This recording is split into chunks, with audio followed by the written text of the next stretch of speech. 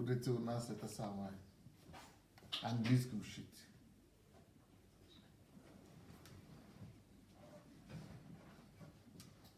Hello everybody, Sunday Adelaja here, Kiev, Ukraine. Who is there? Let's greet you. Let's welcome a few of you. Have you touched it? It's great. Okay. Mary Odia, Rochelle White, Plutonic,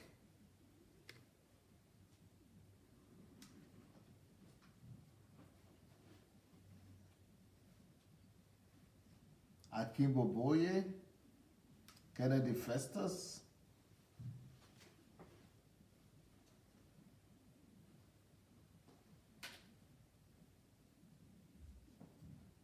Grace Favor.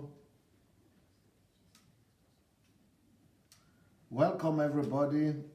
Buki Aina. Adeshola is here. Kehinde Adeni, Chris Al,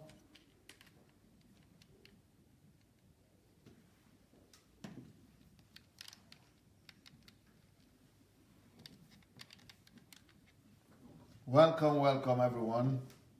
Nice to have all of you. Please go invite your friends, go tag your people you care for, your family and everybody else. Invite them, let them come join us. We're going to continue our series, and this is going to be an interesting one as well, just like all the other ones.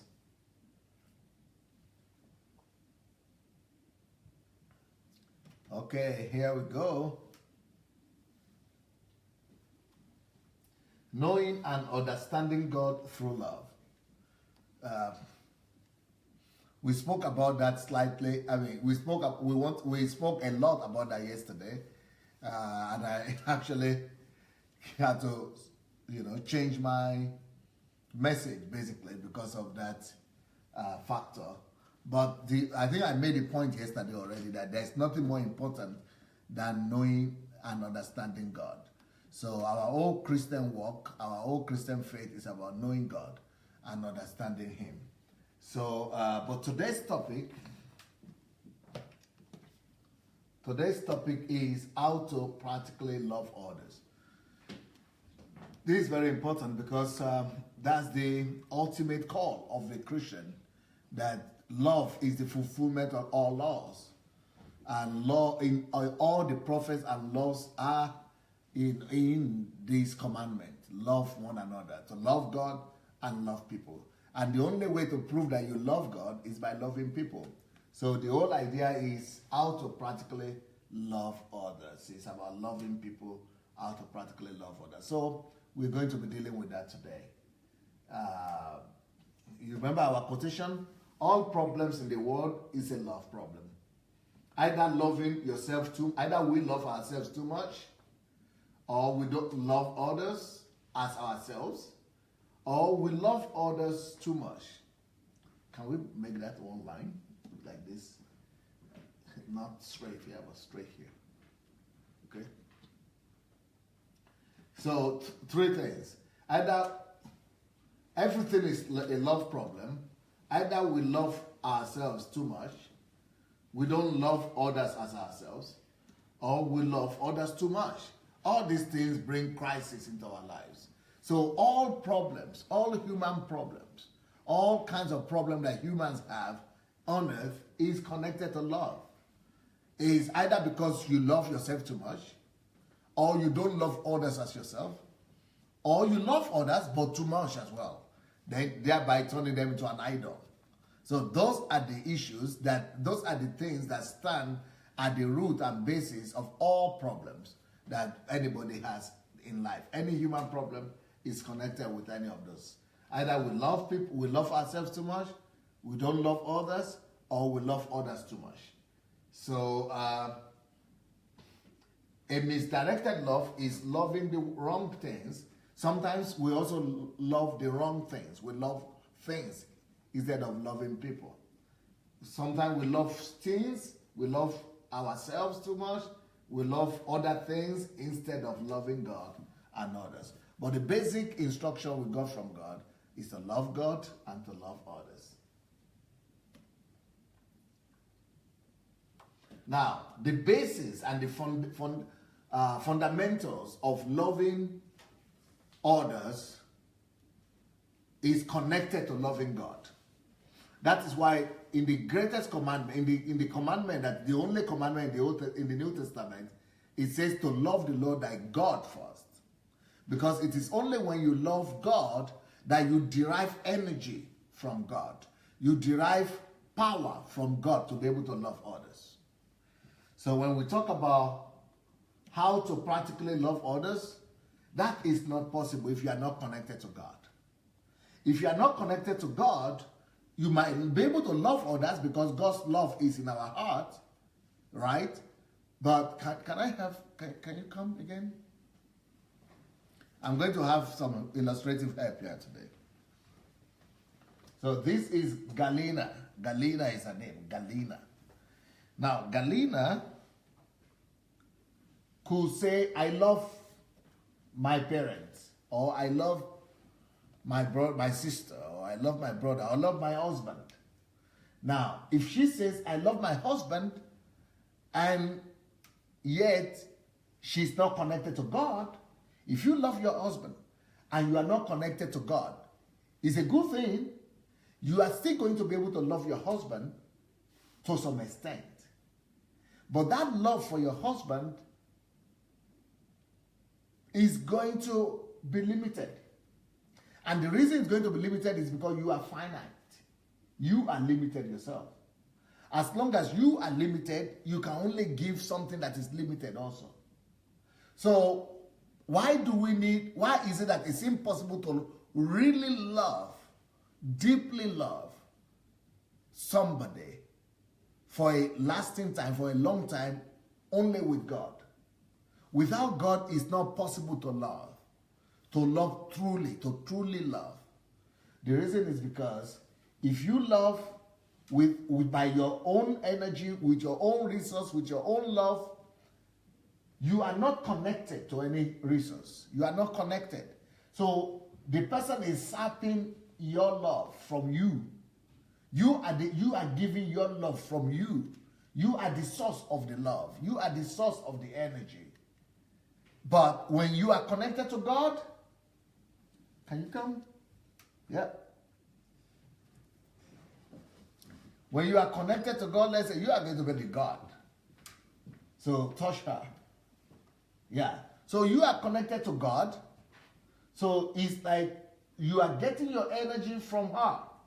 Let's say she is God. You are connecting your energy from her. And then you can be able to give because she is unlimited. Then you can give the love to me, to anybody you want, because you are connected.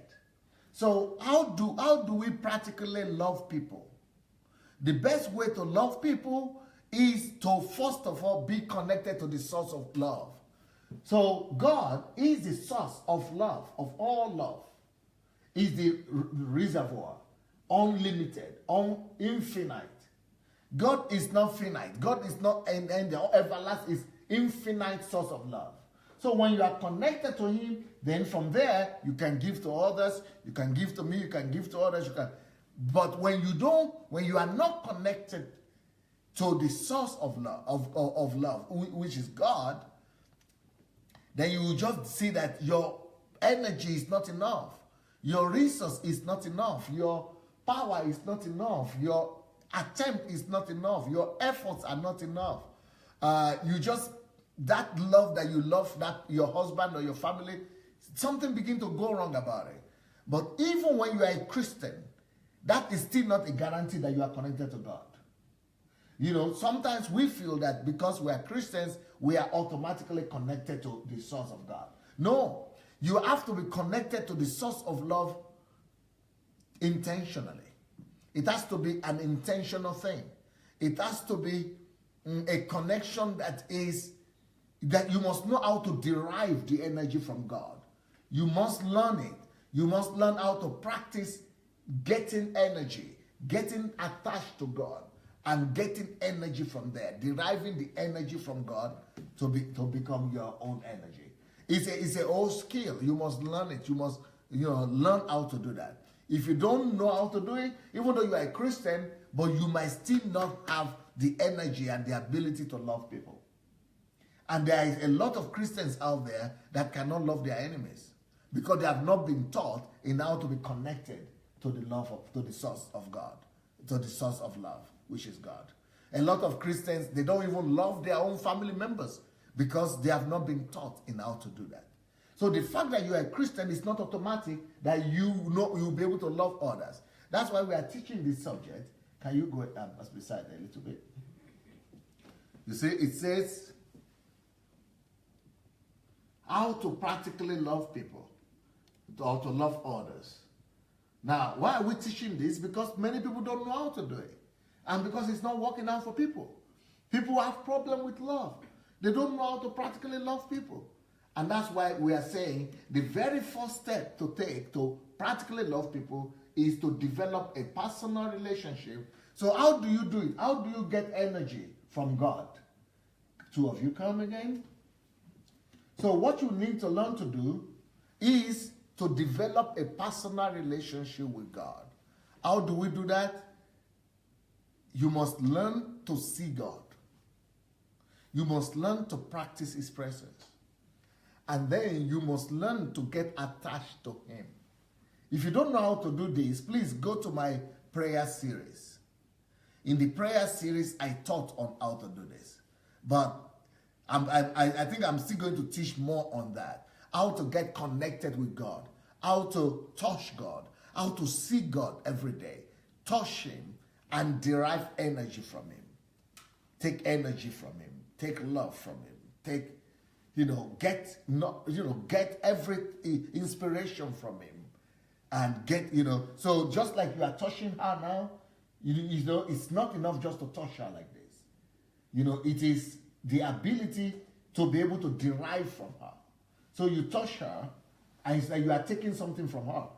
Touch her, but you are taking something from her. You are deriving the energy. That's why we need prayers. Prayers is about getting in touch and getting connected. It's just like the plug. It's like electricity. If you have an electrical plug, that doesn't mean that you are connected. So you must learn to connect with that electricity plug. Then the current will begin to charge and will begin to go into you. The energy will begin to go into you. A lot of Christians, they are believers, but they don't know how to connect to God's energy and how to derive the power, the energy that is needed to be able to love people. So please go and share this message because a lot of people might need this. Go and share it. Thank you. Thank you so much.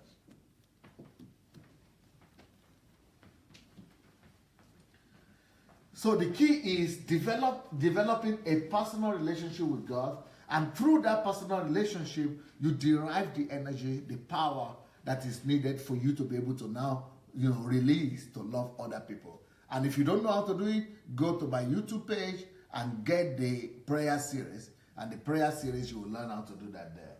Receive strength from Him to love others. You need strength. You receive strength. 1 John 3:14 says, we know that we have passed from death to life because we love the brethren, you say.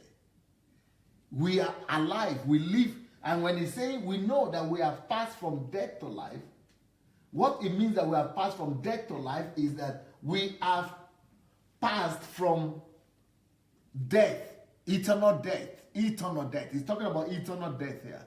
We have passed from eternal death in hell to life eternal with God because we know we love one another. We love the brethren. So what secures, what guarantees your eternal life is actually love. Some people just depend on the ritual that, I've confessed the Lord Jesus as my Lord and Savior. I have confessed my sin. I have repented. As if that is enough. Well, that's not enough. You need to love people. You need to love people. It is when you walk in love, then you guarantee your own salvation, eternal salvation. You guarantee that you have passed from death to life. Can you see it? We know. That's when you know. Knowing is assurance. You have the assurance that you have passed from death to life only when you love. So until you love, you are guaranteed your salvation. Your salvation is not guaranteed until you love. It is only as you love that you guarantee your salvation. So, because we love the brethren, he who does not love his brother abides in death.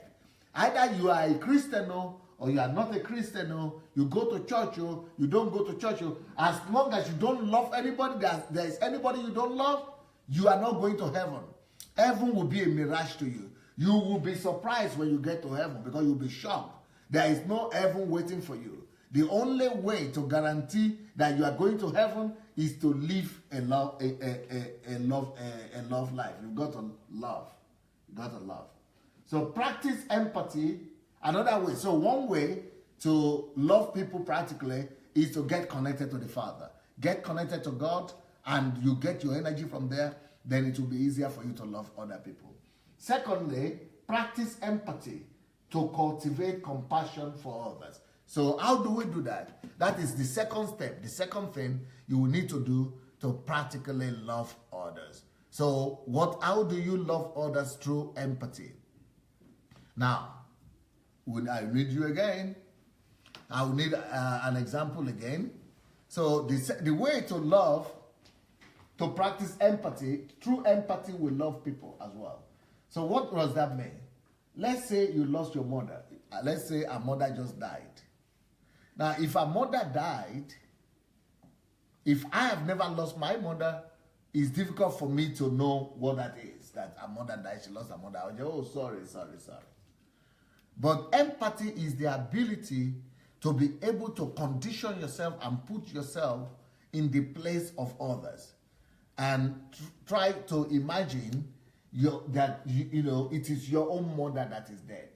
So if she comes to me and say, I've lost my mother, I must be able to say, okay, how will I feel if my mother dies now all of a sudden? When I play that on myself, that I am the one who lost my mother, then I will be able to know what she's feeling. Then I will be able to understand her.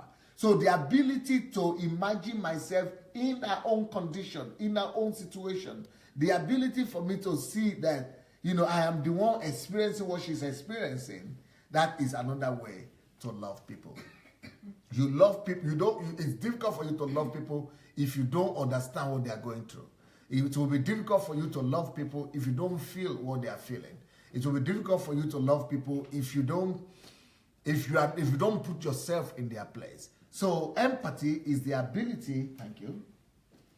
Empathy is the ability to put yourself in the place of others and intentionally make yourself experience what they are experiencing.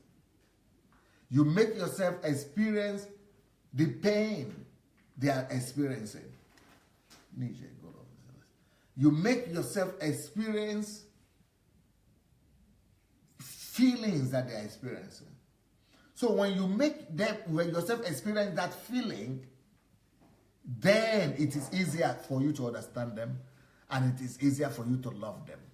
It is easier for you to love them. So practice empathy to cultivate compassion for others.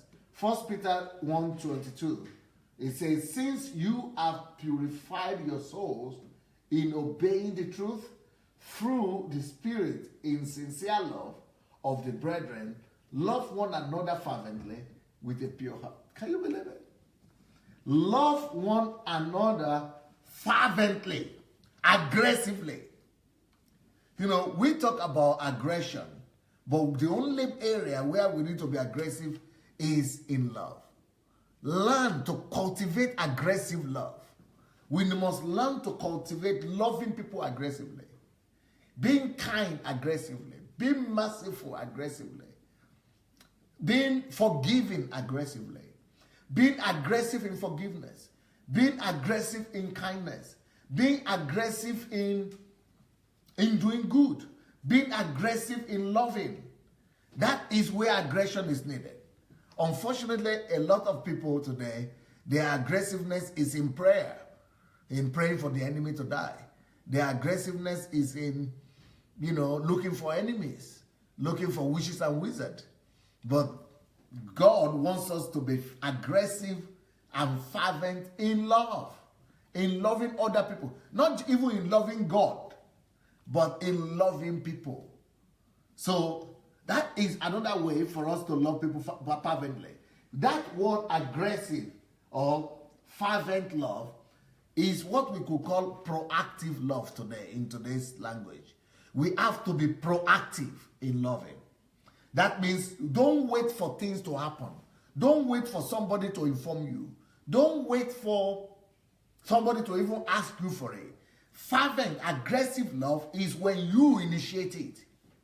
When you are the initiator of that love, you are aggressive about it. You look for a way to demonstrate love to people.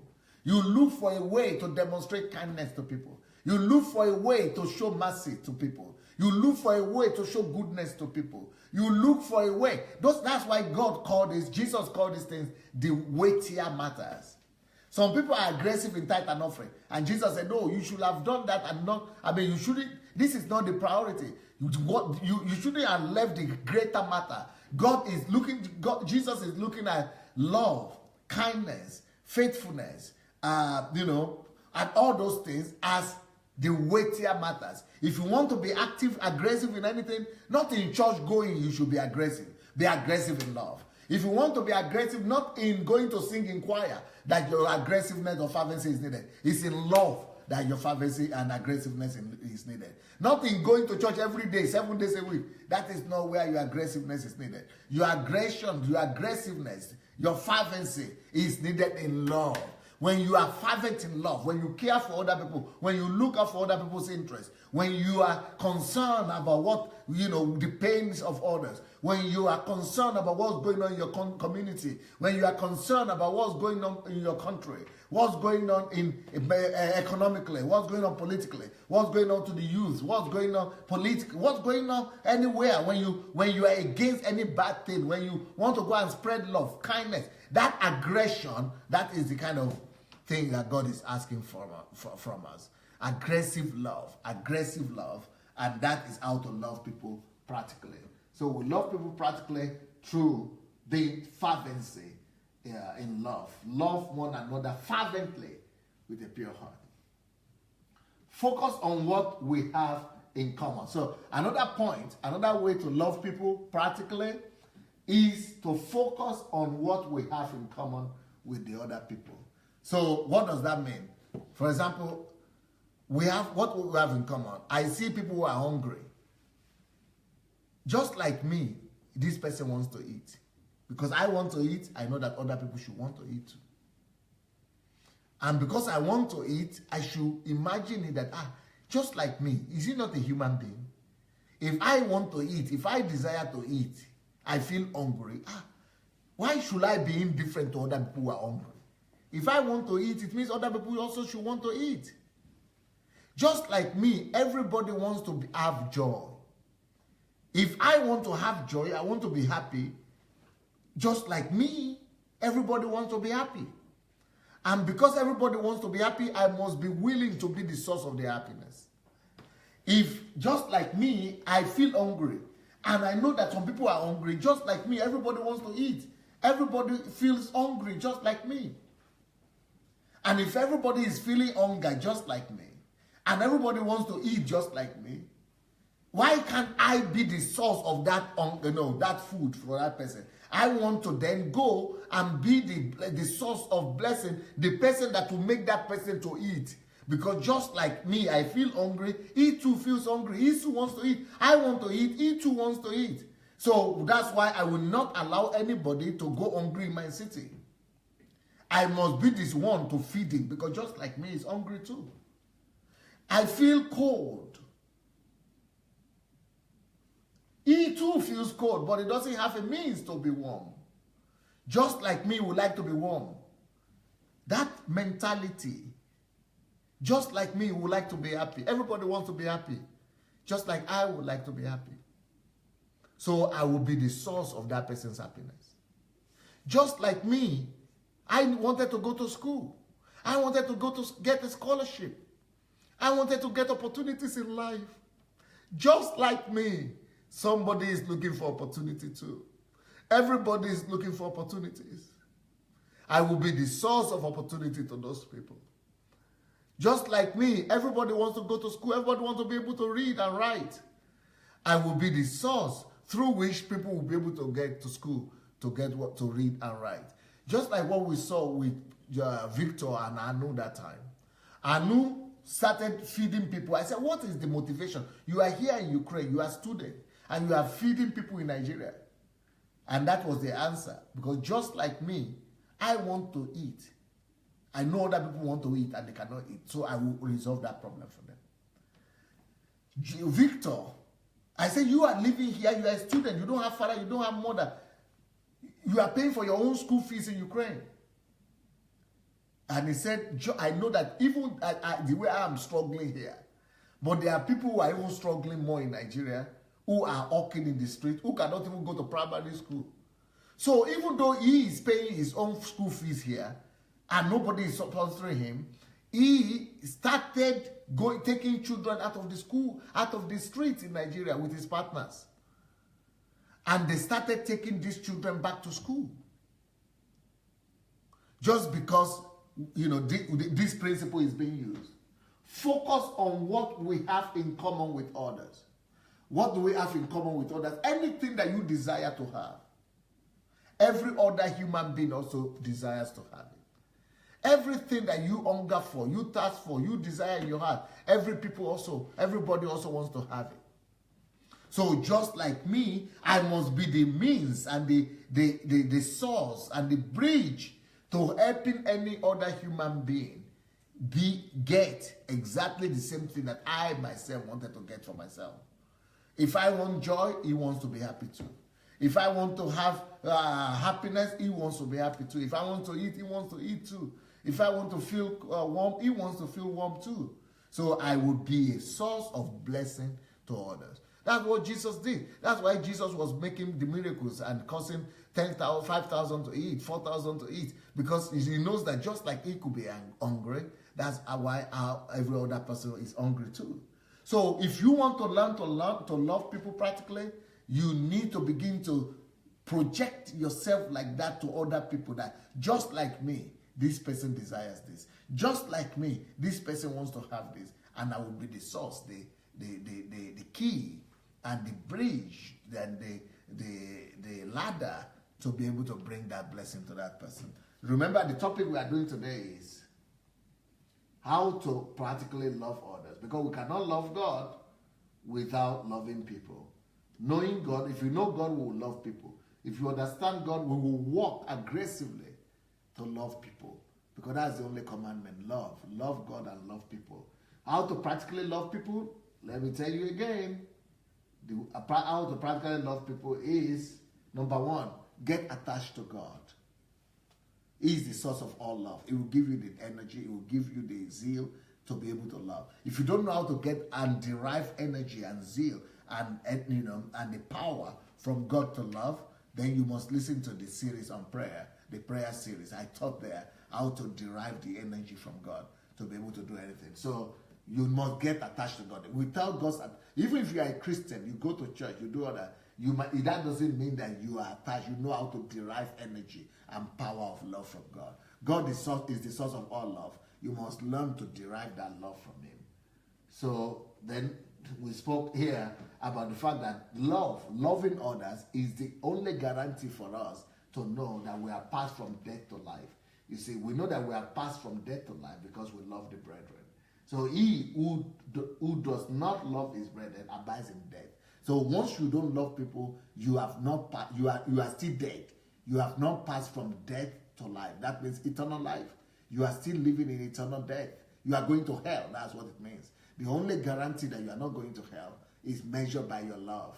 Your love.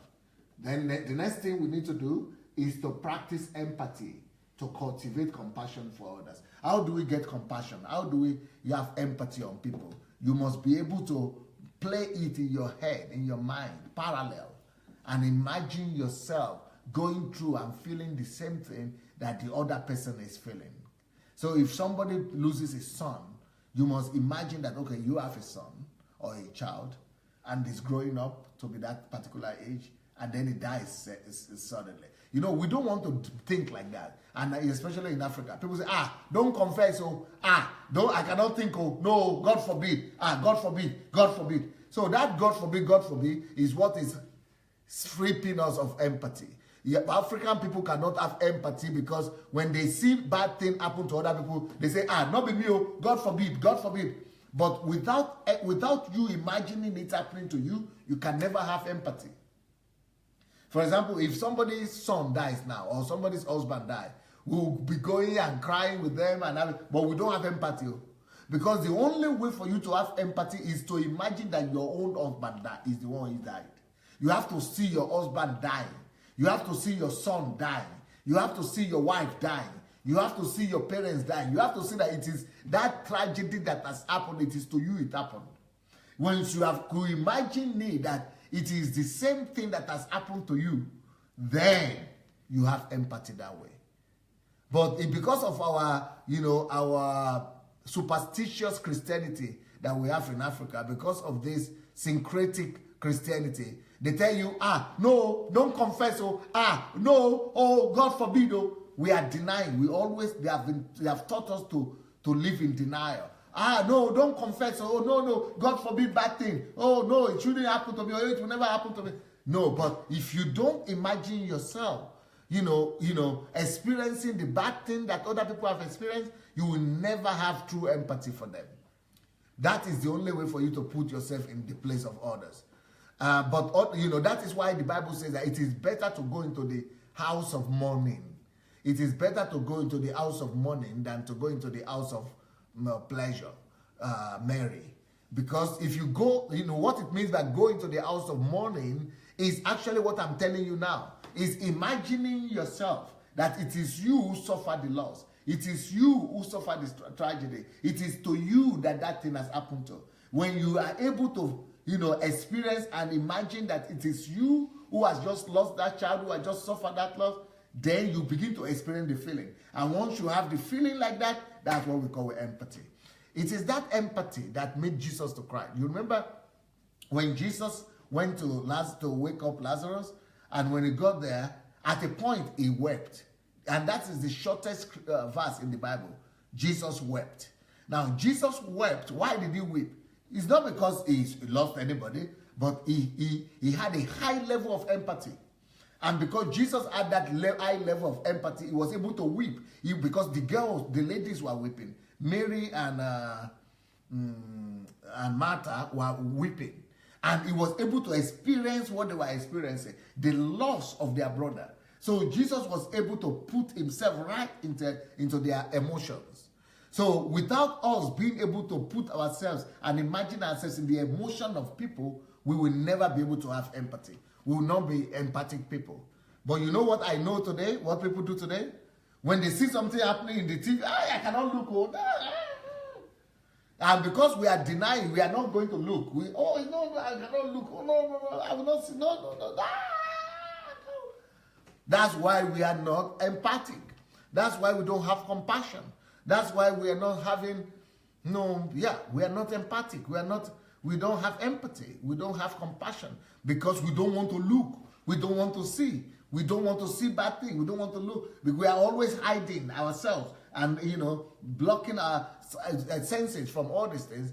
And because we don't want to have the feelings and the emotions. And we don't have the emotion and feeling, you cannot have compassion for people who are going through it. You are just seeing it while other people are going through it. So it's not as bad. So that's another way for us to practically love people. Remember what we are going through? How to practically love people. Then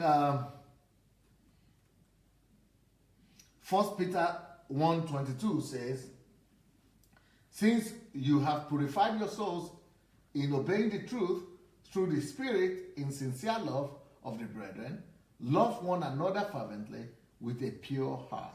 He's talking about fervency. That's another way to practically love people. Fervency is talking about aggressive love, fervent love, passionate love. That is an aggressive love. If your love is not aggressive, you will never be able to love people practically. You know, some people love people just in their heart. Only the aggressive love is converted into action. Only when that love, it's only aggressive love is always looking for who to reach out to, who to touch, who to bless, your love must be aggressive for it to be able to benefit people. You know, a lot of people say, oh, I love people. But what are you doing? Where are the actions? It is the aggressive love that is able to tell your brother that you want to do something about the situation. You don't just want to feel for them, but you want to do something about it. That aggressive love, that fervent love, we need it. That is another way to love people practically. You have to have fervent love. Fervent love is an action love. Fervent love is an active love. Fervent love is the love that wants to not just love people in his heart, is the love that wants to, go and do something about what he's talking about. Then the other way we can love people practically, you remember our topic? How to love people practically? How to practically love people. The other way to practically love people is to focus on what we have in common with other people. How do we do that? The way to focus on what we have in common with other people is by telling yourself, just like I desire to be happy, these people in the street, they too want to be happy. Just like I want to be happy. That is what will make you to want to be the source of their happiness. To want to go and do something for them. Is focus on what we have in common is for you to think, just like I want to eat, I want to have daily bread. The same way this person wants to have daily bread. Though. Just like I want to be able to eat 3 square meals a day, that person also wants to be able to eat 3 square meals a day. I must not pass him by. If I had been the one on the street like this, would I have liked that somebody would pass me by? No, I won't have liked it. So I will not pass these people by. Just like I want to be happy, that person too wants to be happy. What can I do to make somebody happy? Just like myself, I want to be respected. That's the same way these people want to be respected. I will not lose my crown. Let me show respect, even for somebody who is below me. Because just like me, I like it when people show me respect and honor. I want to be honored. So why can't I just go and show that honor to other people? Just like I want to look nice, why don't I do something to make other people also look nice? These are ways to love people practically. Always think about the things you have in common with people. And what do we have in common with people? He's hungry, just the way I'm hungry. He desires good things, just like the way I desire good things.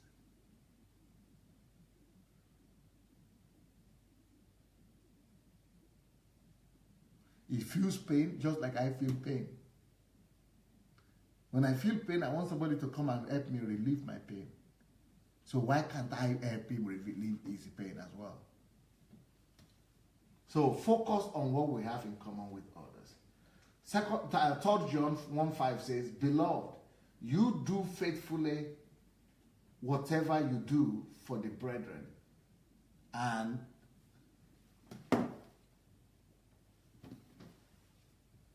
Beloved, you do faithfully whatever you do for the brethren and for strangers.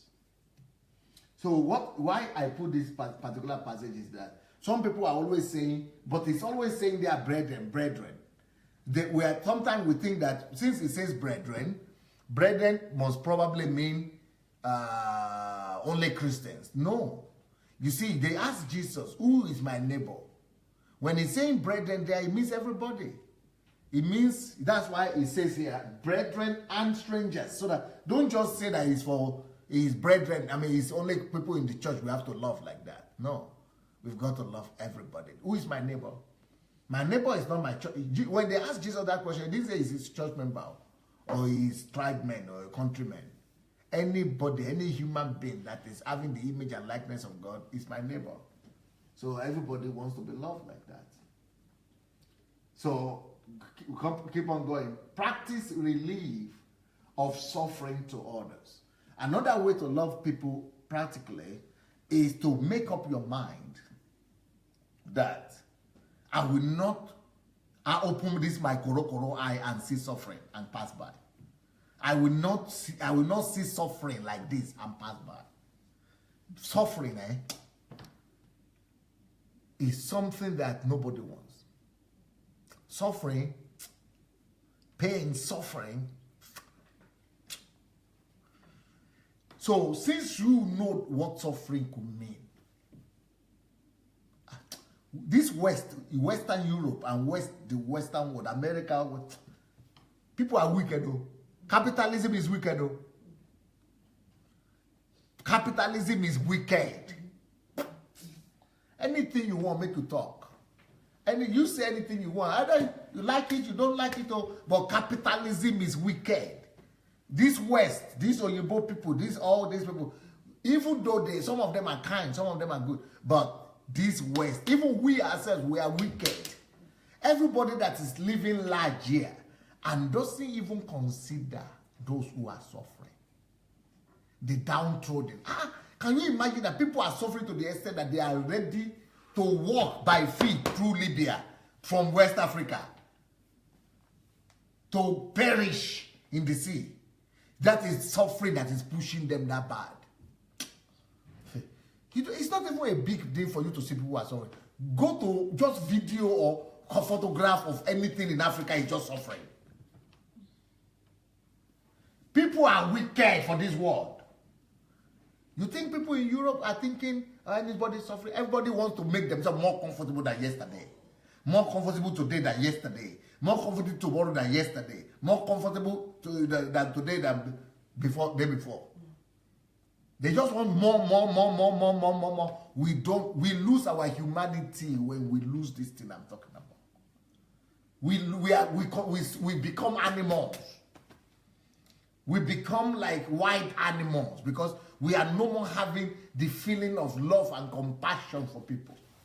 It should be everybody's burden that no man should suffer. We should all be determined that nobody should suffer. Where is that you see those videos that I used during the Christmas when people are crawling on the ground and something? Show me those things, those two films. Those children in Africa. Two of them. There are so much suffering in this world, that if we all have been living by that principle that I just showed, the principle that nobody should suffer around me, I can't stand it. At least we will do something. We will have, use some kind of.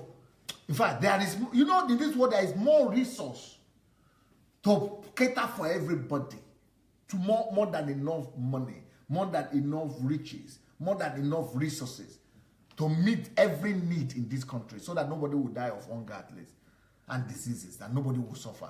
There is money, more money than you could imagine, more resources than you could imagine. Even ordinary people, if ordinary people will just become more loving, more compassionate.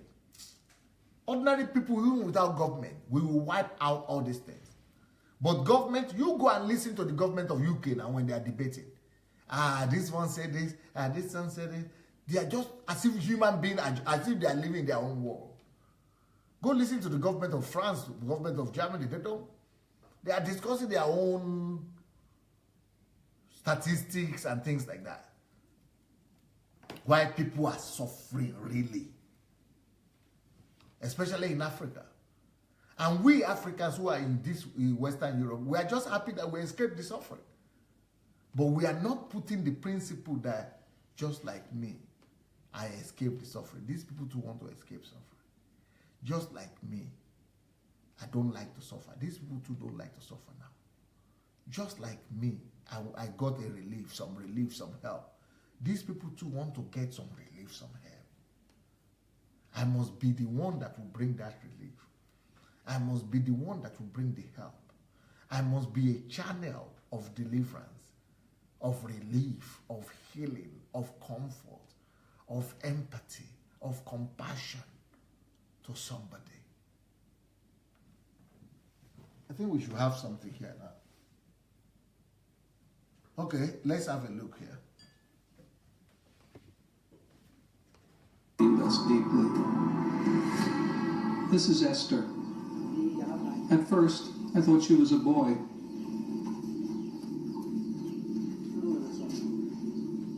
And this is her older brother, Sam.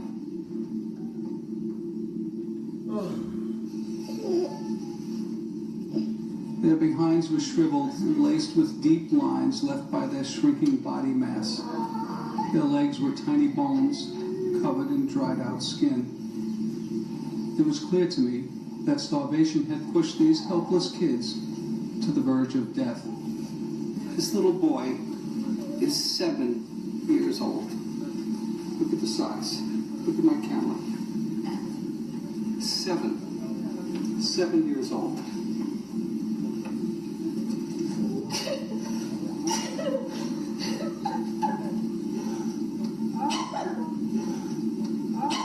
What are we going to do?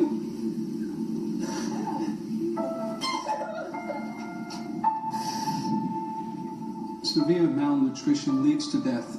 It stunts growth and forces the body to turn on itself for food.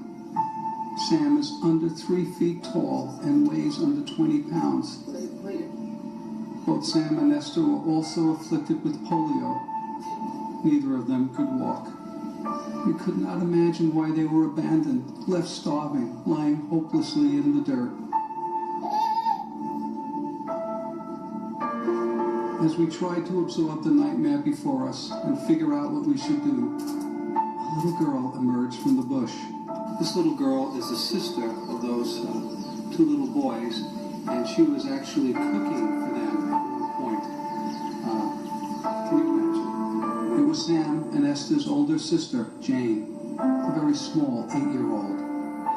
She had walked miles to fetch water in order to bathe her brother and sister. We and our cameras attracted a crowd. The sight of the kids paralyzed the crowd. They could only stand in horror and watch.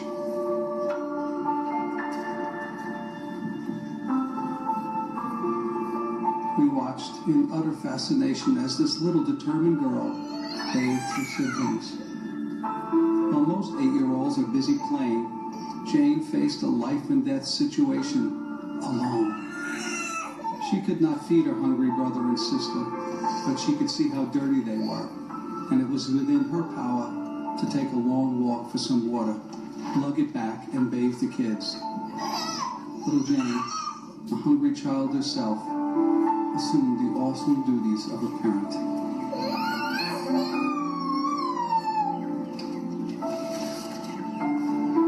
To look into the face of a suffering child is to see the depth of humanity in the heart of God, and we are able to drop all vestiges of our selfishness and desire nothing more than to see another experience relief and joy. Most organized religions, sadly, devote much of their time and energy to defending dogma or destroying dissidents. When kneeling before a fragile little boy like Sam, those kind of petty and immature religious practices dissolve into a sea of insignificance. Love is all that matters, and love compels us to reach out to Sam and Esther.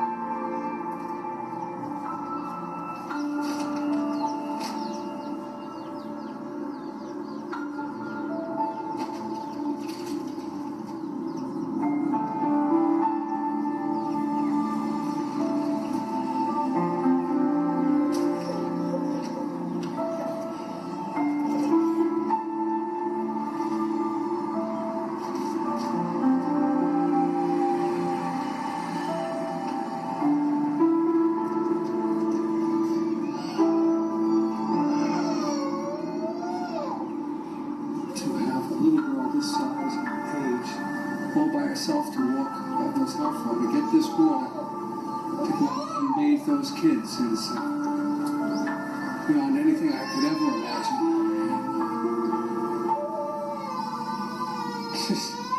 She's like a little hero, a little heroine. Amazing fortitude and strength inside the people here, even at this young age, to know what to do and how to do it. It's pretty astounding. As the little girl bathed the kids, Lori handed her a number of little packages of peanut butter crackers. We had them with us just because we never know when we're going to eat again. But what was amazing to me is the little girl opened the package, and you know she's hungry. But the first thing she did was gave it to the kids, and I was really actually quite surprised how they just devoured those cookies. I wasn't sure, what they could do or couldn't do. And then after she had given them each a cracker, she took one for herself. It's like the gospel right there. Putting others first. Well, I think that this is the challenge, is instilling hope, and that some of these kids are dying for lack of hope because people have given up on them. And the more we can instill hope in these families, the more they will try, because they know that it'll succeed. Even us, it can feel hopeless and endless because we see the need without having the resources to do what we need to do. And yet, this is what it's about, is giving them hope. We've seen a lot of sad and tragic situations, but not like this. I think this is the thing, is that every child can be yours. These kids are beloved of God, and they've been given up on. I don't know if we'll be able to forget this place and those kids. We won't forget them, we'll be seeing them. We won't leave them. I don't like leaving them just tonight. We've got to do something so that we can make lifelong change for these kids rather than 1 week's change or 1 day's change or 1 month's change. They can sit up now. After eating a few crackers, They were just starving. Just starving.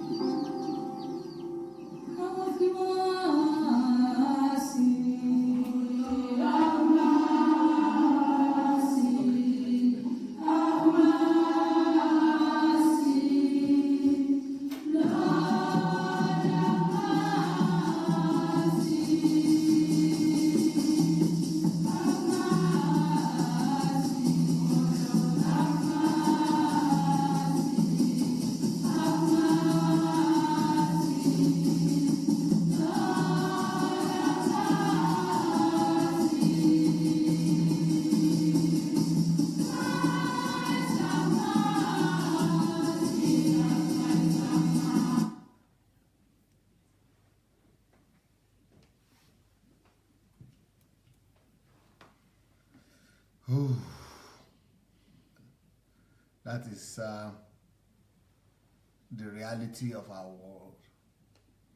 This world is a wicked place, and we really need to strive to walk in love. This world is deaf, dumb, blind. We don't see anything about apart from ourselves. Ego is killing this world. Egocentrism, selfishness is killing our world. We don't love. We don't know love. We are wicked. Do you know that $1 in a month is enough to take care of all these people? $1. $1. If you can just give $1, and in those same countries, like Nigeria, there are people like this, and in that same Nigeria, pastors and preachers are saying they are the richest, bragging themselves and competing that they are the richest, they are the this, they are the that. People are going to parties, spraying money, where this one is happening in the world.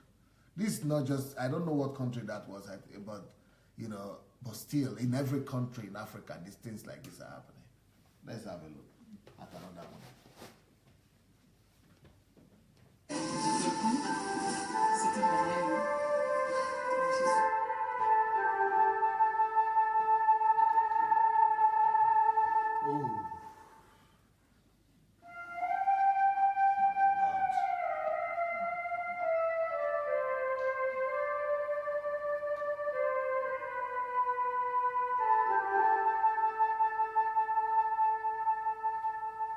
I didn't expect for the disease to be as advanced as it is. I didn't expect, like, the pictures didn't really do it justice, you know, didn't show the severity of the disease. I was heartbroken, totally heartbroken that these kids have never received any treatment. I'm here today in Kunchene, a village in the upper western region in Ghana. They are afflicted with a skin disorder. It's very treatable. These children do not have to look like this. It's not contagious. You can't catch it by touching them and loving them. And we need help to get them some treatment that they deserve. Their suffering is very long. We need help from Ghana. We need help from the United States. We need help from the entire world. Money, clothing, supplies, medical care, doctors, nurses that are willing to help, that have knowledge and expertise. We need it all. And we need it quickly. These children have suffered long enough. Thank you. Pastor, if any government, I tell you that if you are planning to do me anything, and what I'm saying is not because of my personal selfish reason, you will even die if you are planning it.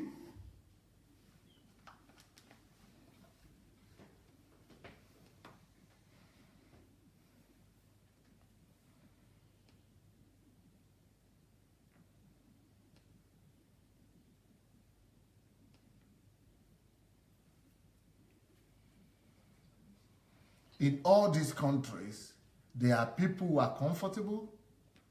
There are people who have everything they will ever need. And we don't pay attention. And we are living in the West, we are living in Europe, we are living in America. We don't even think about it. We are thinking about the next car. We are thinking about the next house. We are thinking about the best school for our own children. Our own children, my child. Let's have a look at what this girl is saying. Even spiritual people, motivational speakers and leaders and artists and creators, look at some of their homes.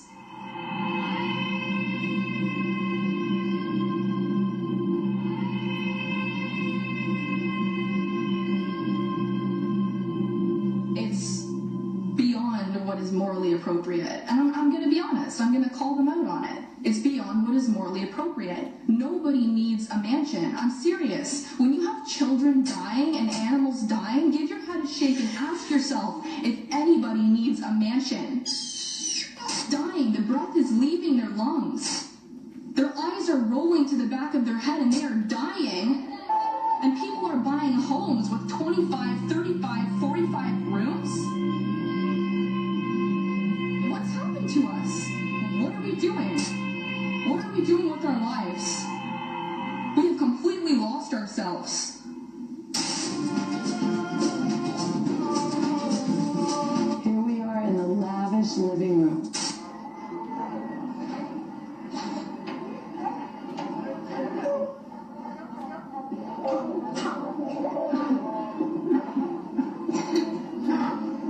I'm not telling you to sell everything you own, but I'm asking you to reassess how you're living and what you're living for and what you're serving. What are you serving here on this planet? Our addiction to materialism and our fascination and worship of materialism has actually structured our economy in a way where our economy depends on us continuing and perpetuating our addiction to the material world. People's jobs, people's ability to make a living is now dependent on us continuing to want more and more and more and more. We're going to have to change. If the change that needs to happen on this planet means that we're going to have to create new jobs and change the way that we live, then that's just what we have to do. Change is difficult, but it's not nearly as bad as what we're doing right now and the effect that that's having on humanity as a whole. This is a reason to have a child. How cute is that? Okay, that's my favorite. So this is what I think about shoes. You gotta have at least 5 pair. Take a picture of it online. No, darling. Like it? And we can change. We can choose to change. We can choose what we give our consciousness and our attention to and why. So wake up and don't be controlled by this sensory perception that you have, which is the ability to see. Don't be controlled and hoard things into your reality because it looks nice. Don't live for that. because that's not worth living for.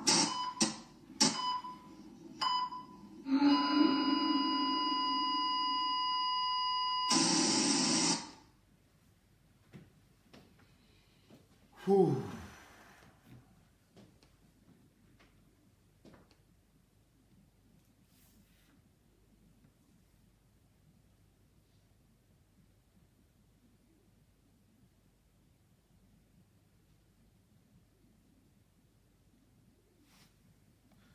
You see now why death is the most wonderful thing that God could think. Sickness, diseases. If not for sicknesses and diseases, if not for challenges and problems, some of us would never even notice these things. Our conscience will just go dead. Sometimes we say, oh, why does God allow death? Why does God allow sicknesses, cancer? Thank God for cancer. Thank God for these sicknesses. Thank God for diseases. If not for that, there will be no iota of humanity left in us. We will just be... You know, that's why I'm going back to Africa. I've done enough in Europe. I have a big house here. Anybody that's been to my house knows I have a big house. But you know what? I'm leaving everything and I'm going back to Africa. I'm going to confront all these hopeless situations. And we have to show another form of Christianity in Africa. Even though in this my house, I only live in 10% of it. And, you know, all other people are living in the rest of it. But still, Africa is horrible what's going on there. And we are all guilty. I'm guilty. We are all guilty. So, beloved, you do faithfully whatever you do for the brethren and strangers. Practice relief of sufferings to others. So, nobody should suffer. All of us should be on a mission to stop suffering. That's why Jesus was healing people. He was not healing people to make a show. I am powerful. I am the most powerful. That was not the reason why he was healing people. He was not healing people to show that, oh, you see, I have power. I'm anointed. No. He was having compassion. He wanted to stop suffering. We should all be on the same mission to stop suffering. Either through miracle, either through anointing, or through just bringing food, or bringing $1 a month, or anyhow you can. We should all be on a mission to stop suffering. Let's try our best to relieve people of their suffering. James 2:14-17 says, what does it profit, my brethren, if someone says he has faith but does not have works? So if we say we are believers, that we have faith, I'm not sure. Because what does it profit? What does it profit, my brethren, if someone says he has faith but does not have works? That's what I'm talking about, aggressive love. The work he's talking about here is action, love. Can faith save him?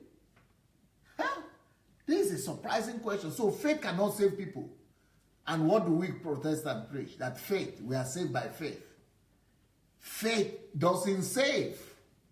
I'm surprised. Faith alone is not enough to save people.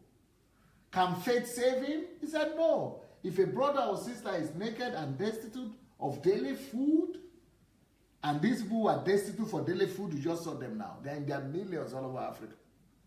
There are millions. And we say we are Christians all over the world. And one of you says to them, depart in peace. We are praying for you. Be warm and filled. That's prayer. Be warmed and filled. We are praying for you. But you do not give them the things which are needed for the body. Aggressive love. You are not giving it practically. You are having faith. What does it profit? Thus also faith itself, by itself, if it does not have works, it's dead. Faith cannot save. I think I've got to write a book like that. Put it down. Faith cannot save. Your faith cannot save you. Faith doesn't save. Faith alone will not save you. And in Africa, what we have is faith.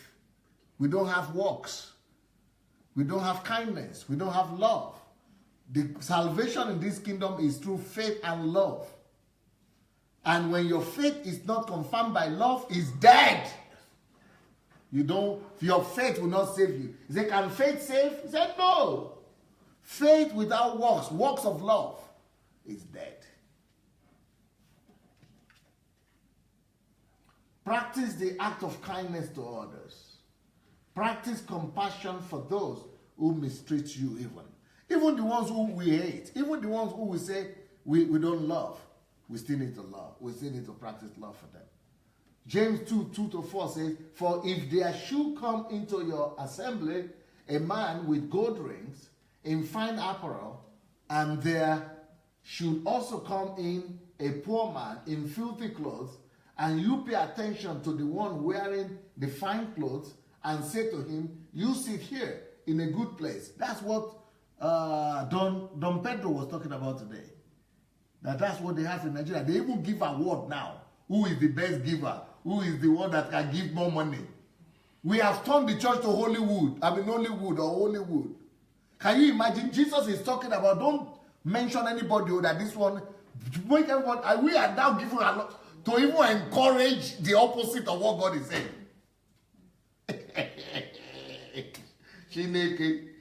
He said, you sit here in a good place and say to the poor man, you stand there and sit here at my footstool. You see, the pastor is saying, bringing people closer. It's unscriptural. Have you not shown partiality among yourselves and become judges with evil thoughts? That's not love. And that kind of faith is not faith. That kind of faith is dead. That is not Christianity. Manage your emotions when offended by others. Go and love them, even if they are hungry. When your enemy is hungry, go give them food to eat. When your enemy is thirsty, give them water. Prayerfully reflect throughout the day about your attitude and response to others. All of us need to do this. Prayerfully every day reflect on our attitude. Let's have a video. I want to show a video about how a Muslim was saved. And this Muslim is now an evangelist, one of the most popular preachers in America today, to the Muslim world. He's a Muslim person, but look at how love, all these principles we've written here, how these principles of love preach the gospel. There's nothing that can preach the gospel more than love. Love is the greatest, he said, by this will all men know that you are my disciple. Only one thing, love. It's not our how fluent we speak. It's not our grammar. It's not our revelation. Love. Love is the ultimate commandment. Okay, here we go. Let's have a look here. 48% of the Muslims in the United States of America believe that they are Muslim first, they are American second. Our purpose is to change this culture because they're infidel, and what they're doing is not pleasing to Allah, and we are the soldier of Allah who will make them do it. Kamal Salim was born in Lebanon to a devout Muslim family. As early as 4 years old, he remembers sitting at the kitchen table while his mother taught him about the Quran and his duty to Allah and jihad. From my childhood, my mom said, one day you'll be a martyr, my son. You will die for the sake of Allah and you will exalt Islam. She said, if you kill a Jew, my son, your hand will light up before the throne of Allah, and the host of heaven will celebrate what you have done. Kamal was 7 when his parents sent him to Muslim training camps to learn to use weapons and engage and kill the enemy. The boys were also taught another, more subtle form of warfare. We were training for what's called culture jihad, which is shifting cultures. Culture jihad it's unlike the sword, unlike the rifle, it is the jihad that will come into your world. By his 20s, Kamal was chosen to wage cultural jihad on America. In Islam, liberty, freedom, monarchy, all these are idols, and these must be brought down. So the liberty that you have in the United States of America, it's anti-Islam. So America must be changed. So I moved to the Bible Belt specifically. The Bible Belt was the strongest of strongest. That's where the stout Christians are. And I want to take on the best of the best because I considered myself as a sort of Islam. I thought I'm anointed, I'm unique, I'm selected, I'm coming to a country and a culture to change it, and I have the power of Allah with me.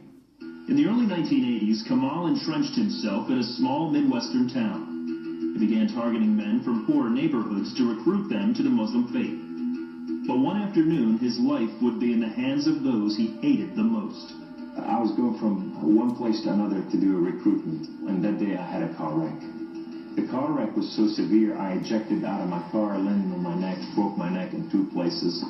This man came running to me, and he said, "Don't worry, we're going to take care of you, and everything's going to be all right." The ambulance came and picked me up, and now I go to the hospital. The orthopedic surgeon in the emergency room looked at my chart, and he just said, "Son, we are going to take care of you, and everything's going to be all right." The second day, I wake up in the hospital, and this head of physical therapy came and read my chart, and he turned around and he said the same thing, word for word, "We are going to take care of you."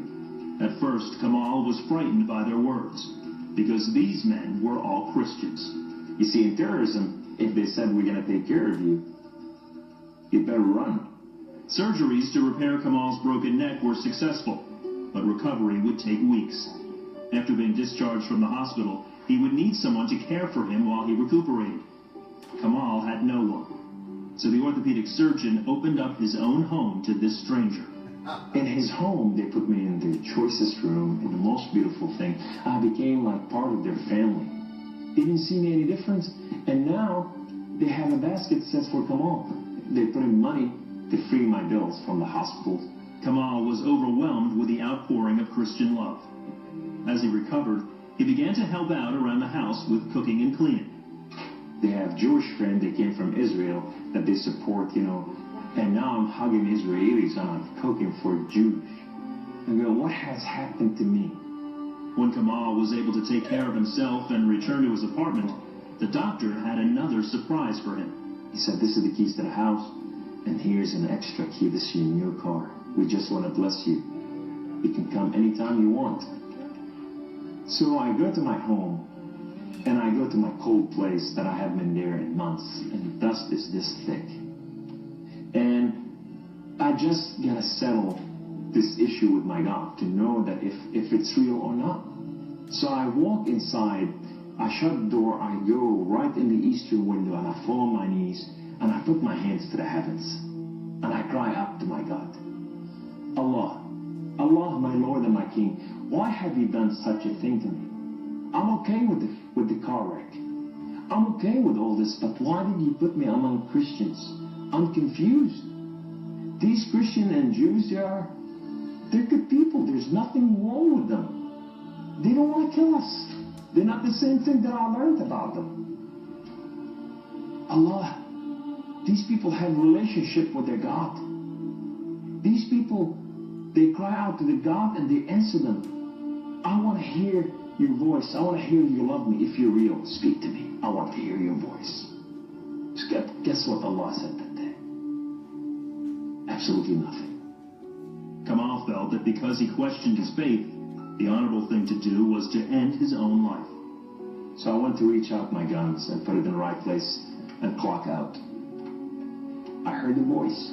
The voice knew me by name. He said, Kamal, Kamal, Kamal. Why don't you call on God of Father Abraham and Isaac and Jacob? And now I fell on my knees and I put my hands to the heavens immediately as I heard the voice, and I cried out with every fiber within me, God the Father Abraham, if you are real, will you speak to me? God the Father Abraham, if you are real, I want to know you. Well, God the Father Abraham came to the room, and he filled the room with his glory, and his name was Yahweh. The Lord is one. In his hand, he has holes in his hand. He has holes in his feet. His name is Jesus. I said to him, who are you, my Lord? Who are you? He said, I am that I am. I said, I'm a simple man with a simple mind. What is that supposed to mean? He said, I am the Alpha. I am the Omega. I am the beginning. I am the end. I am everything that is in between. I have known you before I formed the foundation of the earth. I have loved you before I formed you in your mother womb. Rise up. Rise up, come on. Come. You are my warrior. You are not their warrior. And I said to him, I said, my Lord, I will live and die for you. He said, do not die for me. I died for you that you may live. That day, instead of taking his life, Kamal gave it to Jesus. He now has a new mission and travels the country challenging Muslims to question their allegiance to Allah. My heart desire is to reach out for my brothers and sisters, the Muslim out there, 1.5 billion Muslim, that they are living out there and they have not tasted freedom, and that freedom in God. It's been over 20 years since Kamal left the Islamic faith, and even threats of violence and death cannot stop him from sharing his story. He is real. You know, and if you never experienced God before in your life, if you never tasted God, and if you think you got nothing to lose, when you're sitting in your home, whether you're a Muslim or a non-Muslim or a non-Christian or whatever you are, say, call on God of Father Abraham and Isaac and Jacob, and say, if you are real, speak to me. I want to hear your voice.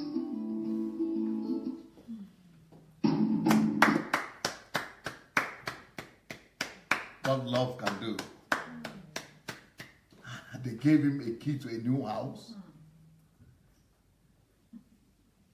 a key to a new car. They made him to live in the doctor's house. The doctor took him to his house to come and live.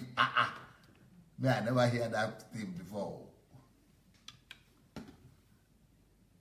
Took a patient, a Muslim, who came to do jihad in America. You see, that's one thing in America. You will see love in America. A lot of them. People know only bad things about America, but you know what? There are a lot of good, wonderful, people in America that are full of love.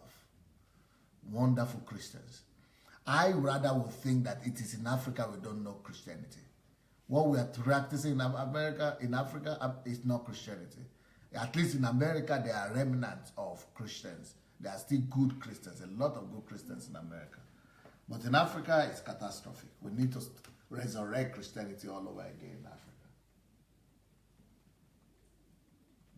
So the topic of today is, our whole series is knowing and understanding God through love, right?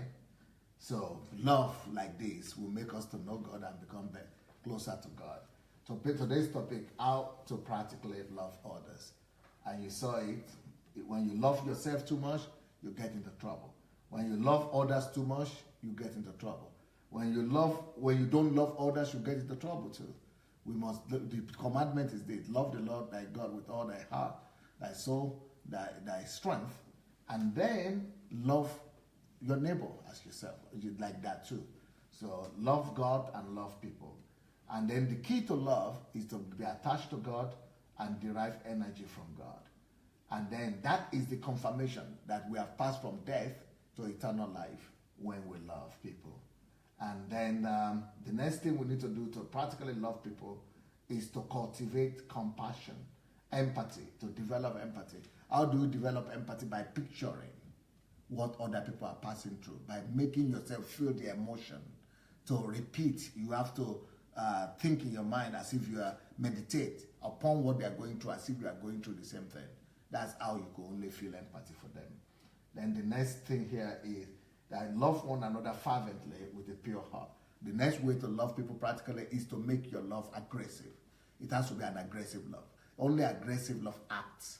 Aggressive love wants to do something. You don't just love people in your heart and sit down.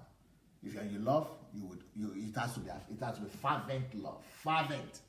Love people fervently, passionately, aggressively. That's one way to love people as well. Then the next way to practically love people is to focus on what we have in common with all other people. Just like me, everybody wants to be happy, so I must bring him happiness. Just like me, everybody wants to smile, must give him smile. Just like me, everybody wants to, eat, have food to eat, so I will provide him something to eat. Just like me, everybody wants to be relieved of their difficulties. I will relieve people of their difficulties. Just like me, everybody wants to be given direction in life. I want help. I will give people help.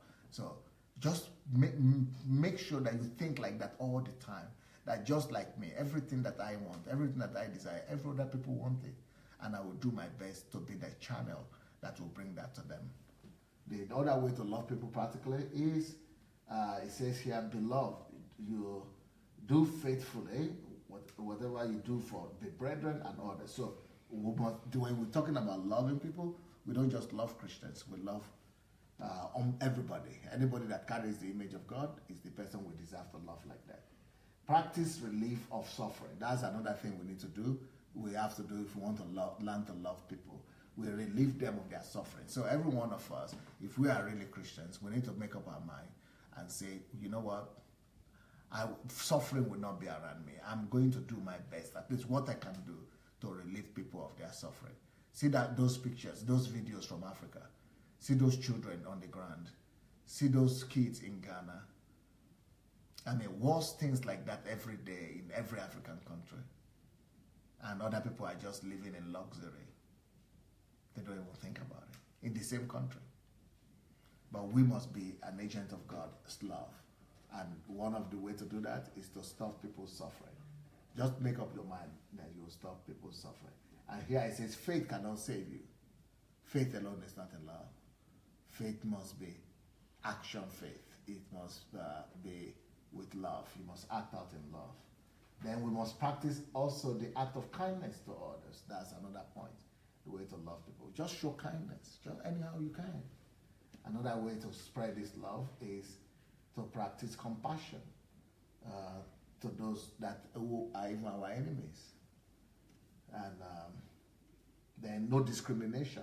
You know, this the scripture that says that you know, when people come into church who are rich and you are giving them preferential treatments, there's no love, no Christianity there. So we don't give people, we treat on everybody as the image and likeness of God. Manage your emotions. When you are offended, don't be driven by your emotion, be driven by love. Let the love in you be stronger than your emotions of offense, of hatred, of anger.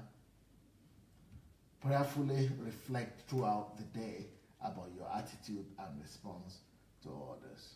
Now there is a question here that says, based on your teaching on irrational love leading to hatred, does love shock women?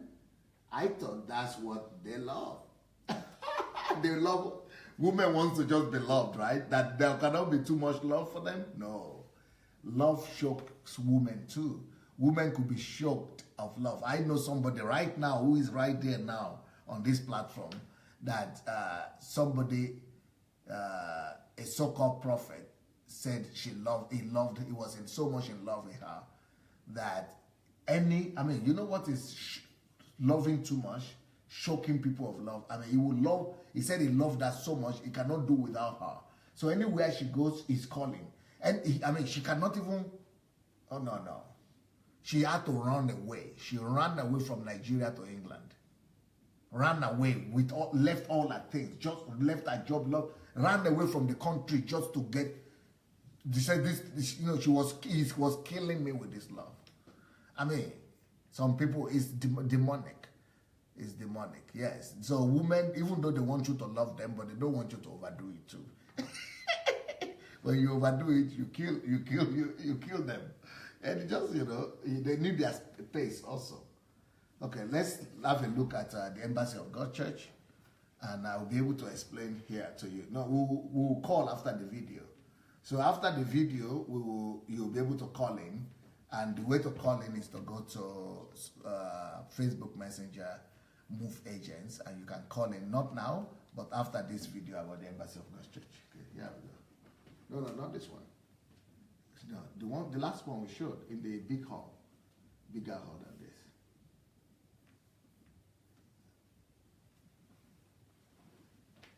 Sorry, guys. It's just, how fast is it going to be? Quick. Meanwhile, I want to tell you that on YouTube, on Amazon, we already had the two books that are on this subject that we are teaching now. They are already on Amazon, and they are here too. You can buy them here too, but they are still in the printing house. But they will be here from next week. But it's the kingdom of love, and understanding God, and the kingdom of love. By the way, people are asking, what is the situation with the man in America, the American pastor, the redeemed pastor who wanted to help? The wife is not getting back with us. The wife is not getting back in touch with us. I think the wife of the man, she's not giving us their account number. So we will not force ourselves to give them money. So we are still waiting. She's not getting back to us. So that's number one. Number two, for those people who want to join our mentorship program, it's very easy to join the mentorship program. Go to sundayadelajablog.com/mentorship. Sunday Adelaja blog, one word. sundayadelajablog.com/mentorship. And for those of you who want to come for the HMT, the way to do it is go to sundayadelajablog.com as well, to the same blog, sundayadelajablog.com/visit. That's how you get to HMT. You go and fill the form there, /visit. And for you, if you want to be a distributor for our books in your country, you could also write to dsasbooks@gmail.com, and that's how you could be a distributor for my books, and you could make money for yourself. You are going to make 40 to 50% money of the money from the book you sell. So, and also for those who want to buy the books, if they are too expensive on Amazon, write to my office here. People here will be able to sell it for you cheaper. So write to dsasbooks@gmail.com. Okay, here we go. All right, okay. Now, maybe for you to have an understanding of what is happening here, this is a school that is called the Center Institute for the Reformation, for the Rehabilitation of Personality, for rehabilitation of individuals, and reformation of society. Are you listening to me now? Transformation of society and rehabilitation of personalities, of individuals, and transformation of the society. What does that mean? When people come to God, some of them real personal rehabilitation, they need to be given dignity and faith in themselves that they can be world changers. Now, after they are rehabilitated, then they are trained to go ahead and bring societal reformation. So this school is the school that is covering the 7 spheres of influence. Anybody who has read my book, Church Shift, you know I always talk about the 7 spheres of influence. This is the school in church of the 7 spheres of influence. That is to send people, ministers, to all the 7 spheres of life. So they prepare people and send them to go and take over and reform and bring reformation and total regeneration to the society. Now, they have trained over 50,000 students.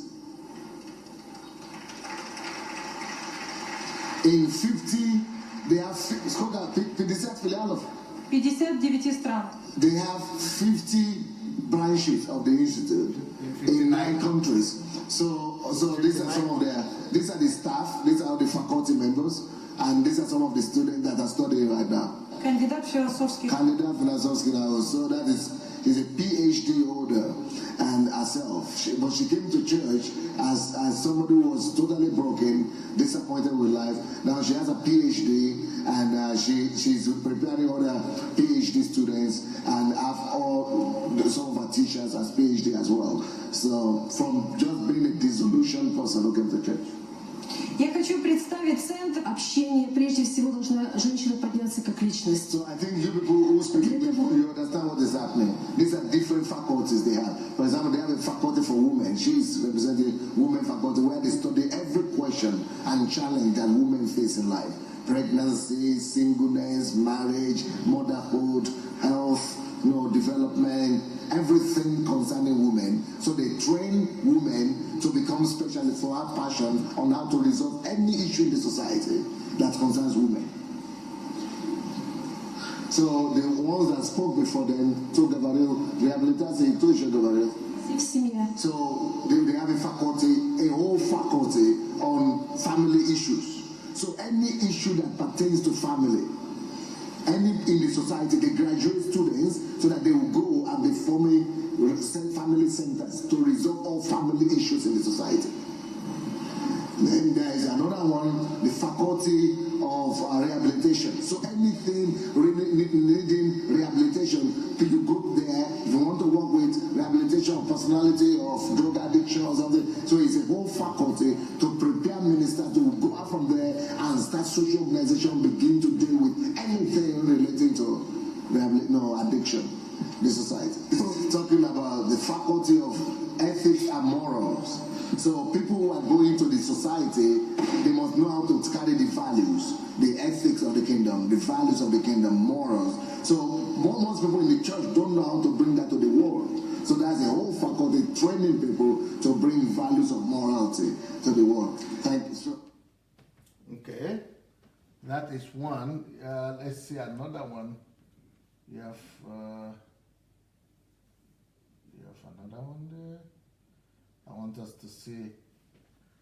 I want us to to explain this further for people who might be interested in this kind of work, and so that you see the purpose of the church. No, it's not this one. Just the one you know. So it was the same kind of thing that you just showed now.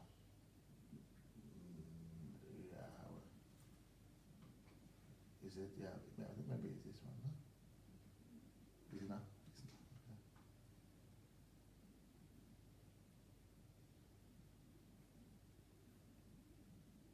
Yeah, it could be that one. No?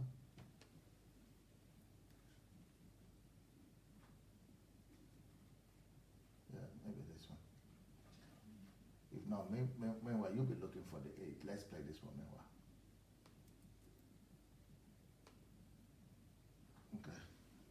You'll be looking for the one where it's talking about. Okay, go ahead. Now, you have 2 policemen who became drug addicts in police service. Now, they have to come to church to get delivered. And now, they are businessmen, they are millionaires, and they are delivering other people as well. Just in 3 years. Yeah.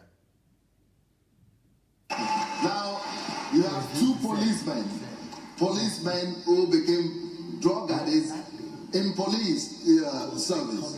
Now they have to come to church to get delivered, and now they are you want thing is that in Germany, where they moved to, the government is even paying them to do this kind of social work. Most of you people from Western countries, the government is interested for people to deal with these kind of issues, but here we have to raise the money ourselves. We have to find money. We have to do business to get money and then to use it to go and save people. But they are they are in Western Europe, and the government is paying them salary, giving them open door to be able to deliver people from drug addicts. But here in Ukraine, this movement, just one lady, Natalia, started the movement, and she moved away. She went to Germany, and she put a pastor, her assistant,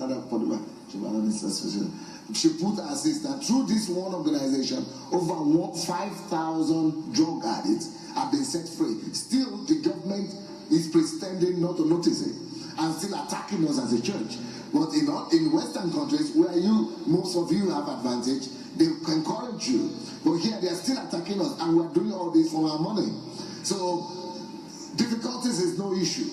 If you have the love for people, you could always overcome every kind of difficulty and go for it. Давайте я по-другому буду вас представлять. Я хочу, пастор, вы слышали твое выступление, да? Что ты кололся сколько лет? 4 года. И кем ты сейчас стал? Я помощник мэра по социальным вопросам. Stop. That guy just said he was a drug addict for 4 years, this guy here. But now is the second mayor of the city. So when they come as drug addicts, but they don't remain drug addicts. So we develop them, groom them up to not just become successful in life and successful politicians, but also to identify their calling. So in his own case, he identified his calling as politics, and from being a drug addict, became a businessman, a successful social worker, and then is now the assistant mayor of the country, of the city.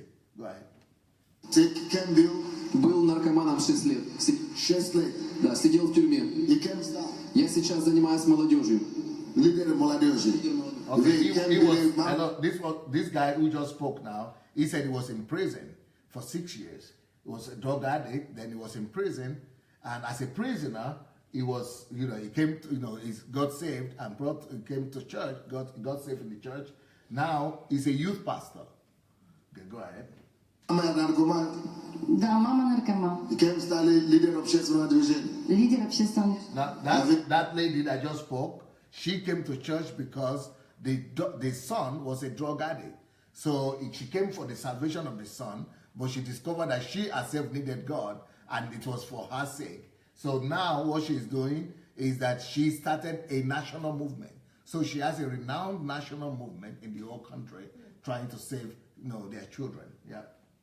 Был наркоманом, употреблял наркотики 4 года, сейчас являюсь студентом Киевского национального университета театра, кино и телевидения, учусь на телережиссера и тоже служу молодежи. Go back to the face of the guy. Был наркоманом, сейчас руководитель школы диджея. Go back to the guy who just... Yeah, so that guy, he was saying that he was a drug addict for 4 or 6 years, and he was in the street. He was totally lost, but he came to church, God saved him, and now he went back to high school, finished his high school, and is now in the university. He's studying to be a TV producer, movie producer and director, and he's producing his own films already. Okay. Молодежи. Был наркоманом, сейчас руководитель школы диджея. Сколько лет был? 3 года. И теперь что? He was a drug addict for 3 years. Now he's a youth pastor, and he's also having his own calling to minister to DJs. So he started a school for DJs. DJs are people in the nightclubs and discotheque and things like that, masters of ceremony. So he started a school. That is a way for him to reach out to that club world, because if you don't reach out to them, so he's their director of that school now. And even though they are going to play in the DJ in the clubs, but they are now born again because they are getting born again in the schools. So that's how he's able to influence, bring the kingdom. Go ahead. Мы создали промо-группу, через которую хотим войти в клубную сферу, создали школу диджеев и сейчас школу продюсеров создаем. So his own calling is to bring influence into the clubs, nightclubs and discotheques and things like that. So what he did, he started the school for DJs. So through those DJs, they are bringing salvation to all those clubs in the country. And then secondly, they started a school for MCs, master of ceremonies and produce and event organizers. So through those event organizers, those people are also going to come into Christ. Okay, go ahead. Да.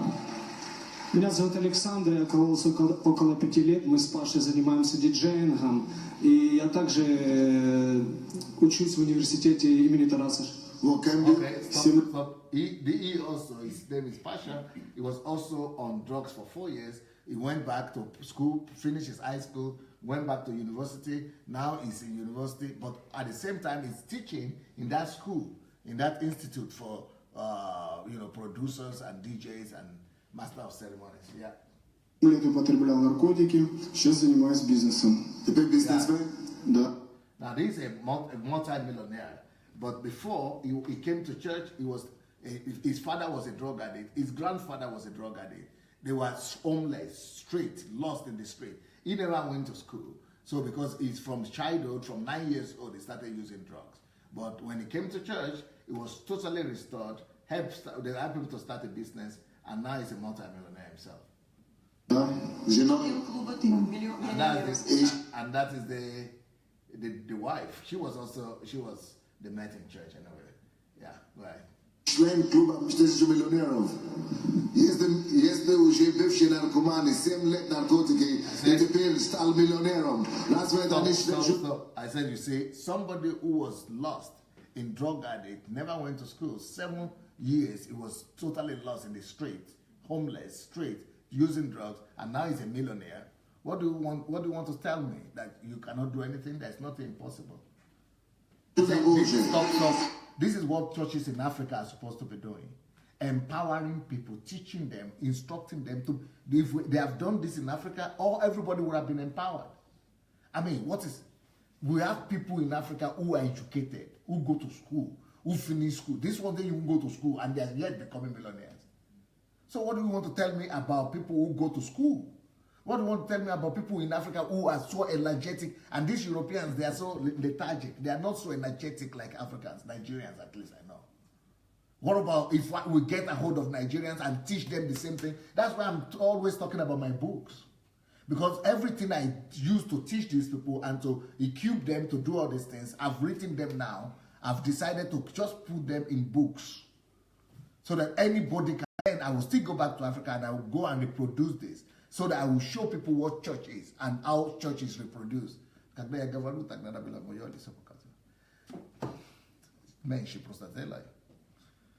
So when, that's why I need to go back to Africa. I must go back to Africa and let people know that, these things are not rocket science. This thing is possible. And this is what the gospel of the Lord Jesus Christ is supposed to be producing. The gospel of the Lord Jesus Christ is capable of producing this kind of results. But the gospel we have been preached is a compromised gospel. It is not the gospel, it is the gospel of greed that is only collecting from people instead of empowering people. It's the gospel of theft, paganism, syncretism. It's not the gospel of the Lord Jesus Christ. This is the kind of results that the gospel of Jesus Christ produces. Let's go ahead. That was bullshit. Пастор, здесь целая команда членов клуба миллионеров. Выходи, Серега. Stop. Now he's saying, let all the millionaires come forward. This is not rockets. This is not a story. This all the millionaires are coming forward to the stage right now that were produced in the church in 2 years. Go ahead.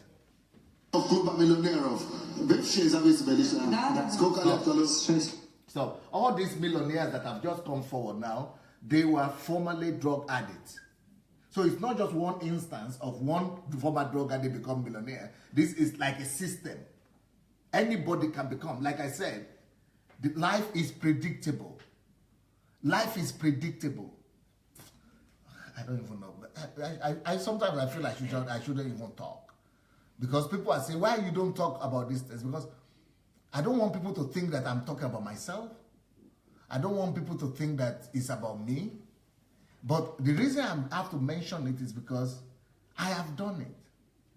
I know what it takes. I have the materials. That's why I'm writing all the books. It doesn't matter what level of how low somebody is. If you will just listen to me and you will, do what I give you the instructions to do, you practice the things in the book, you don't have any problem. You can resolve anything. You can get any result. You can conquer any height. You can achieve any goal. So let's see the list of all the millionaires that were produced just in 2 years. So all these people all these millionaires these people were taken from the street.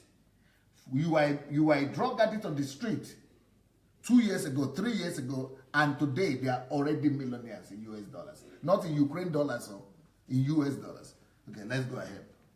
И теперь миллионер из клуба. Да. Кто еще там? Из клуба? Из клуба, ребята. Из бизнесменов, да. Да, я роблю.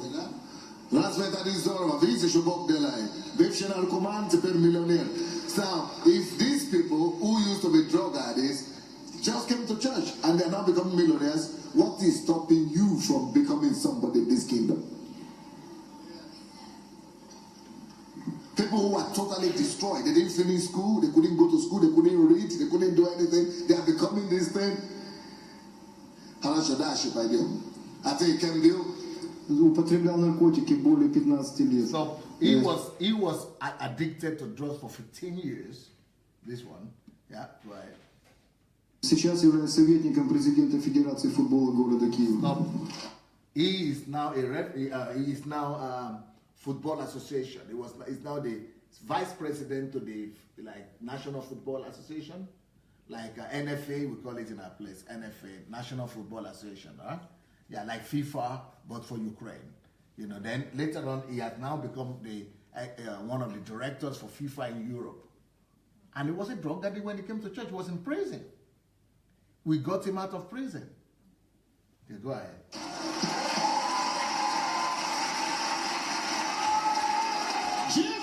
His kingdom, and at least set of a mirror. This is not from this world. Every one of them a director of a center, or a pastor, or a leader, or a millionaire, or every one of them.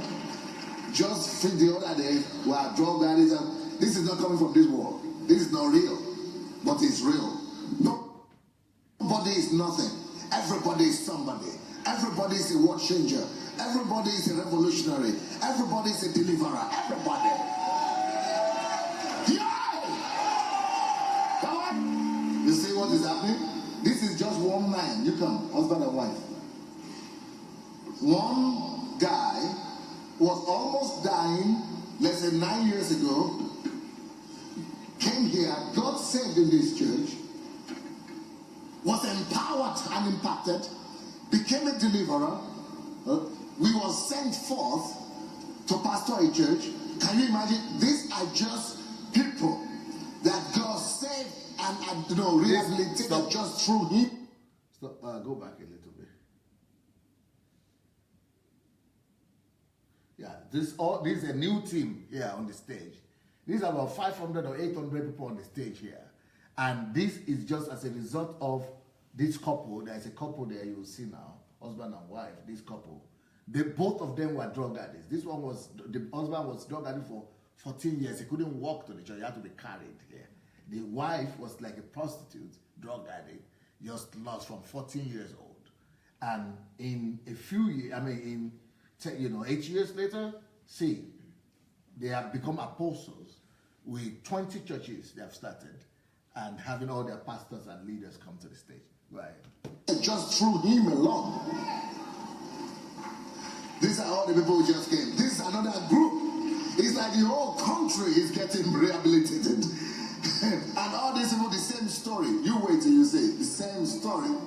We have so much potential in the church. If the church begins to do what Jesus asked us to do, we will win the whole world just like that. Easy. Can you imagine every church doing this? So, я буду только вопросы задавать. Когда пришел в церковь? 13 лет назад. When did you come to church? 13 years ago. Okay. Пришел. Narcomaном. How did you come here? In what state? I came here as a drug addict. I couldn't walk. I was already incapacitated. They brought me here in a wheelchair. Не мог ходить. He couldn't walk. They had to carry him to the church. Look at who has become. He has become such a deliverer. Microphone. Ken Bila. Pastor. 18 Said the wife, who are you? I was also a drug addict from 14 years old. Okay, go ahead. в регионе Крым. I thought he's like a bishop. So he has 20 churches now in the part of the state of the country. A bishop over a whole region, a whole state here. Chief Bob. Never met what you do this to them. She's leading one of the most influential organizations in our own country. In the whole state. She's the most influential person.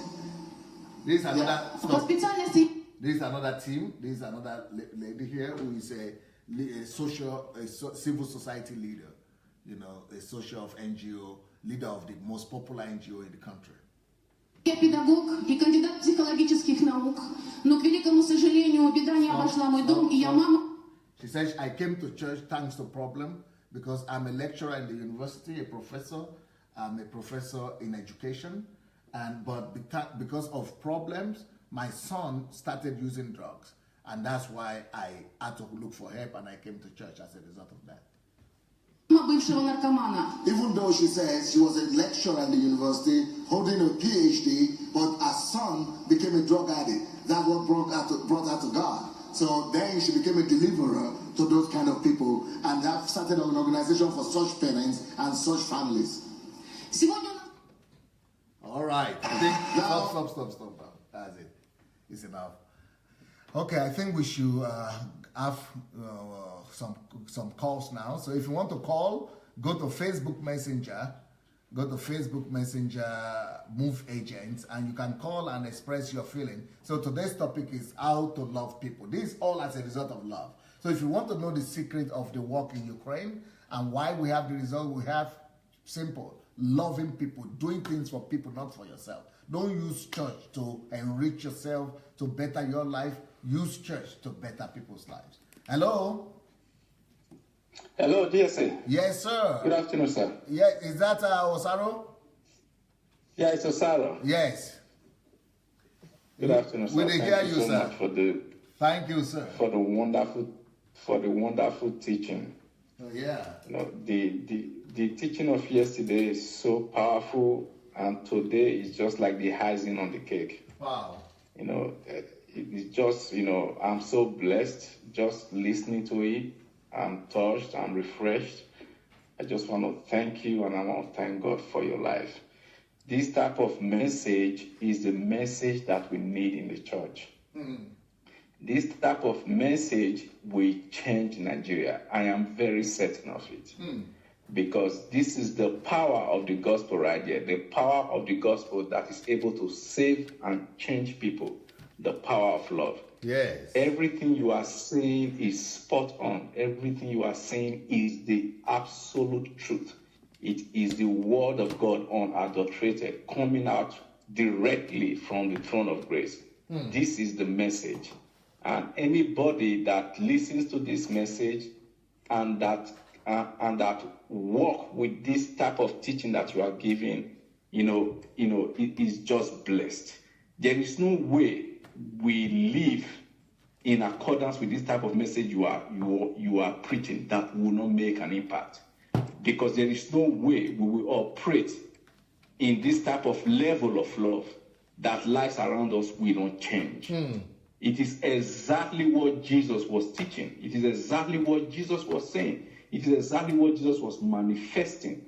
Jesus told us in Luke chapter 6 from verse 35. He said, you do good to those that are evil. He said, when people ask something of you, you lend to them. You don't even expect anything back in return. Yeah. He said, when you do this, he said, then you are the children of the Most High. Yeah. This is the only way we can guarantee that we are the children of the Most High. He said, be like your heavenly Father that use good, that do good to even for people that are evil. Yeah. So there is no other type of message that anybody can preach that goes against this type of message that can be truth. It is impossible. So the idea that a Christian can be wishing another person healed, the idea that a Christian that can be praying for another person to die, it is a complete anti-Christ message. And this is the type of message that make people become callous, that you don't feel empathy anymore. Because you are not looking at things from the way Jesus said we should look at it. So because you are not following Christ anymore. But a message like this, will help us to have the heart of Christ, the heart of Jesus. The Bible said that even Jesus himself has to endure and go through every form of problem that every human being will go through, so that he himself can begin to sympathize and empathize with us, because he's been touched by the feelings of our infirmities. And that is why when you were teaching that, and I was just listening and say, oh my God, this man is so blessed. This is a blessing to be able to listen to a message like this. I just want to thank God for your life, and I want to thank God that you have taken up this, this step to teach these things out there, to bring it out there, so that everybody can listen, so that especially those of us that are from Nigeria, the Nigerians, because the truth is this: if we imbibe this type of message, within 5 years. Yes. Yes. Within 5 years. Yes. Poverty will be eradicated from Nigeria. Within 5 years. Now, I was telling somebody the other day, I said, do you guys understand what it means to have $1 billion? So I told them, I said, listen, anybody that have up to $1 billion and is still actively pursuing, trying to make more money, and instead of taking time to see how he can distribute that money to help people, I said that person is insane. Yeah. The reason I said that is, if you have $1 billion and you're spending $1,000 every day, it takes you more than 2,000 years to finish it. 2,000 years? Yes, it takes 2,370 something years. If you spend 1,000 every day? Every day. That means if you have $1 billion, since Jesus came, you will still be spending it now. You won't finish it if you are spending $1,000 every day. Chineke. So you see how we are so blinded. This teaching DSA, I'm telling you, I'm sitting here and I'm listening to you. You see, I'm encouraged. I'm falling in love more with God. I'm encouraged to fall in love more with my fellow human beings. We take a lot of things for granted as Christians. This is what Jesus was talking about in the scripture that you are teaching DSA. And this is what every one of us should strive to follow, to be exactly like, because the truth, just exactly like you said. When we stand before God, what will matter is how much love we have inside of us. Wow. That is all that matters, because the truth is that is all that matters to Jesus. Everything Jesus did was in love. He is the epitome of love. And that is why yesterday, when we were talking about those so-called men of God in Nigeria striving to be like Elijah, striving to be like this, I was so happy when you were saying it. Because Jesus is the express representation of the Father. He is the one that we strive to be like.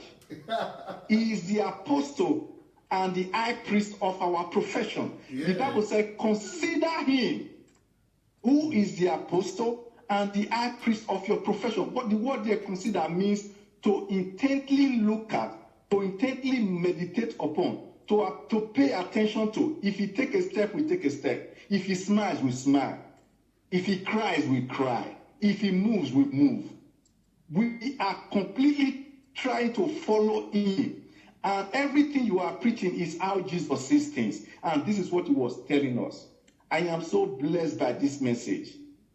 Message of love. Thank you so much, GSC. So Osaro, what you are saying is that the message of love can actually solve Nigeria's problem. It is because the problem of Nigeria is absolute selfishness. The average Nigerian is selfish. Why? Because the ones that are leading have taught everybody to be selfish so that they too can grab from the people. So what they are doing is this. In the process of them grabbing from people, they turn the people's attention to themselves. So the people trying to aggrandize themselves give to them because they think giving to them is what will make them get whatever they want from God for themselves. So the people have become selfish. So if they see anything that they think they cannot get anything from, they will never be part of it. And that is anti-love. Love is about putting all down where you even know you are not going to get nothing from. Love is complete selflessness. But even the pastors are like that.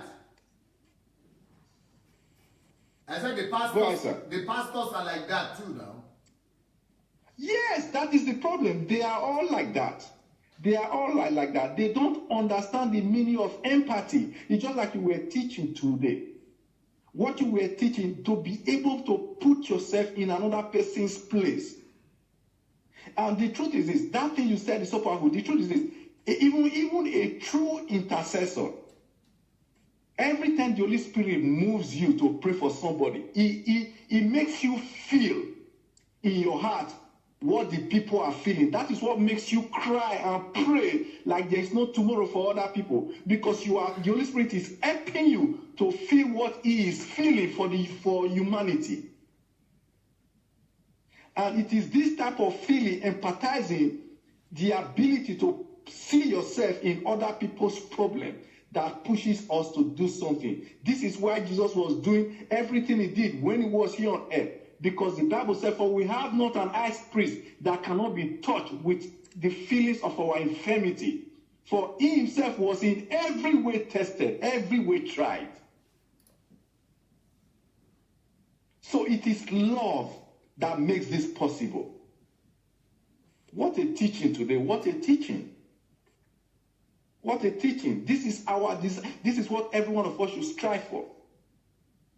Love. If people get this in Nigeria, if people get this in Nigeria, DSA, the work would have been done 80% before you even get there. Wow. If people start getting this today, then you will see how people will start helping each other. You will see how people will start caring for each other. You will see how people will start thinking of others and not only be thinking of themselves, because this is the bomb right there. This is the bomb. Maybe I should write a book Thank you so much, DSA. Maybe I should write a book about it, how to practically love people. If you do, it will be great, because this is a great message. This is a great message. This is beautiful. Absolutely beautiful. This is Jesus manifested. This is Jesus put into words right there. You know, I was thinking this afternoon, your message of yesterday, while I was meditating on it, I was thinking this afternoon, the thought came, I've used this word before, I said, if you want to teach somebody how to dance, if you tell the person, throw your left leg, move your leg, you write the step, it is very hard for the person to get it. If you try to draw it in diagram and you tell him to go follow what is in the diagram, he cannot get it. The only way to teach somebody how to dance is for you to step on the stage and do the dancing. Yes. That was what God did in Jesus. That was what God did in Jesus. He stepped on the stage to live the life so that we see. And this is what you are preaching, DSA. Everything Jesus did was because He loved. Yeah. Every single thing He did. And this is what we should strive to be like. This is what we should strive to be like. Thank you so much, DSA. Saro, you are always an inspiration. Thank you so very much. God bless you, sir. Thank you, sir. No, you are teaching me a lot. Thank you so much. Thank you, sir. Thank you so much. Thank you, sir. Yeah. God bless you, sir. Okay. Wow. Okay, so please, we have some more callers coming. We are waiting for the other callers coming in. But meanwhile, pay attention to the books. You know, there are some new books there. One of the new books is when to pray, when not to pray, and when to stop praying. Hello? Hello, good evening, my pastor. Good evening, sir. Who is calling from where, sir? My name is Kobla Ati. I'm calling from Lagos State, Nigeria. Yes, I remember you. You've called before, sir. Yes, sir. Thank you for the good work you are doing. Yes. Hello, yeah. A quick one for I call into the first program of Don Pedro. Yes. But they say it's over, that I should call back. Yes. Now I call back for this program. Yes. Sir, you know, one of the major problems we have in Nigeria, my former company that I work, look at the things that the MD have. The MD earn 18 million naira a month as expatriate. Hello? Yes. He have 2 brand new Jeep, one for his wife, one for himself. The company pay his children's school fees abroad. And then the driver that is driving those Jeeps are earning 65,000 naira, which is now up to $200. Wow. That Nigerians, average Nigerians is very hardworking. Like this morning I was going out, as early as 4 o'clock, people start going to work. But how much do they pay them? The hospital I attend, if I go there, I give money to these little nurses because their salary is up to $40 per month for 30 days. And the country minimum wage is 18,000 naira. So you say you work from January to December, you have nothing.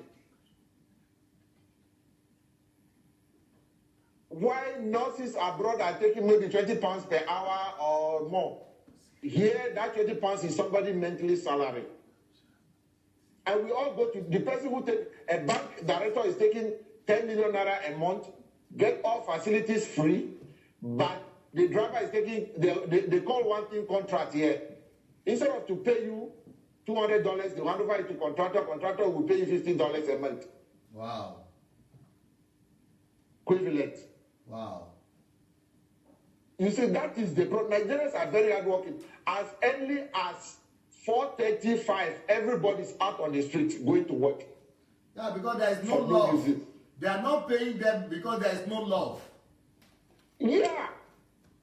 There is no paying them.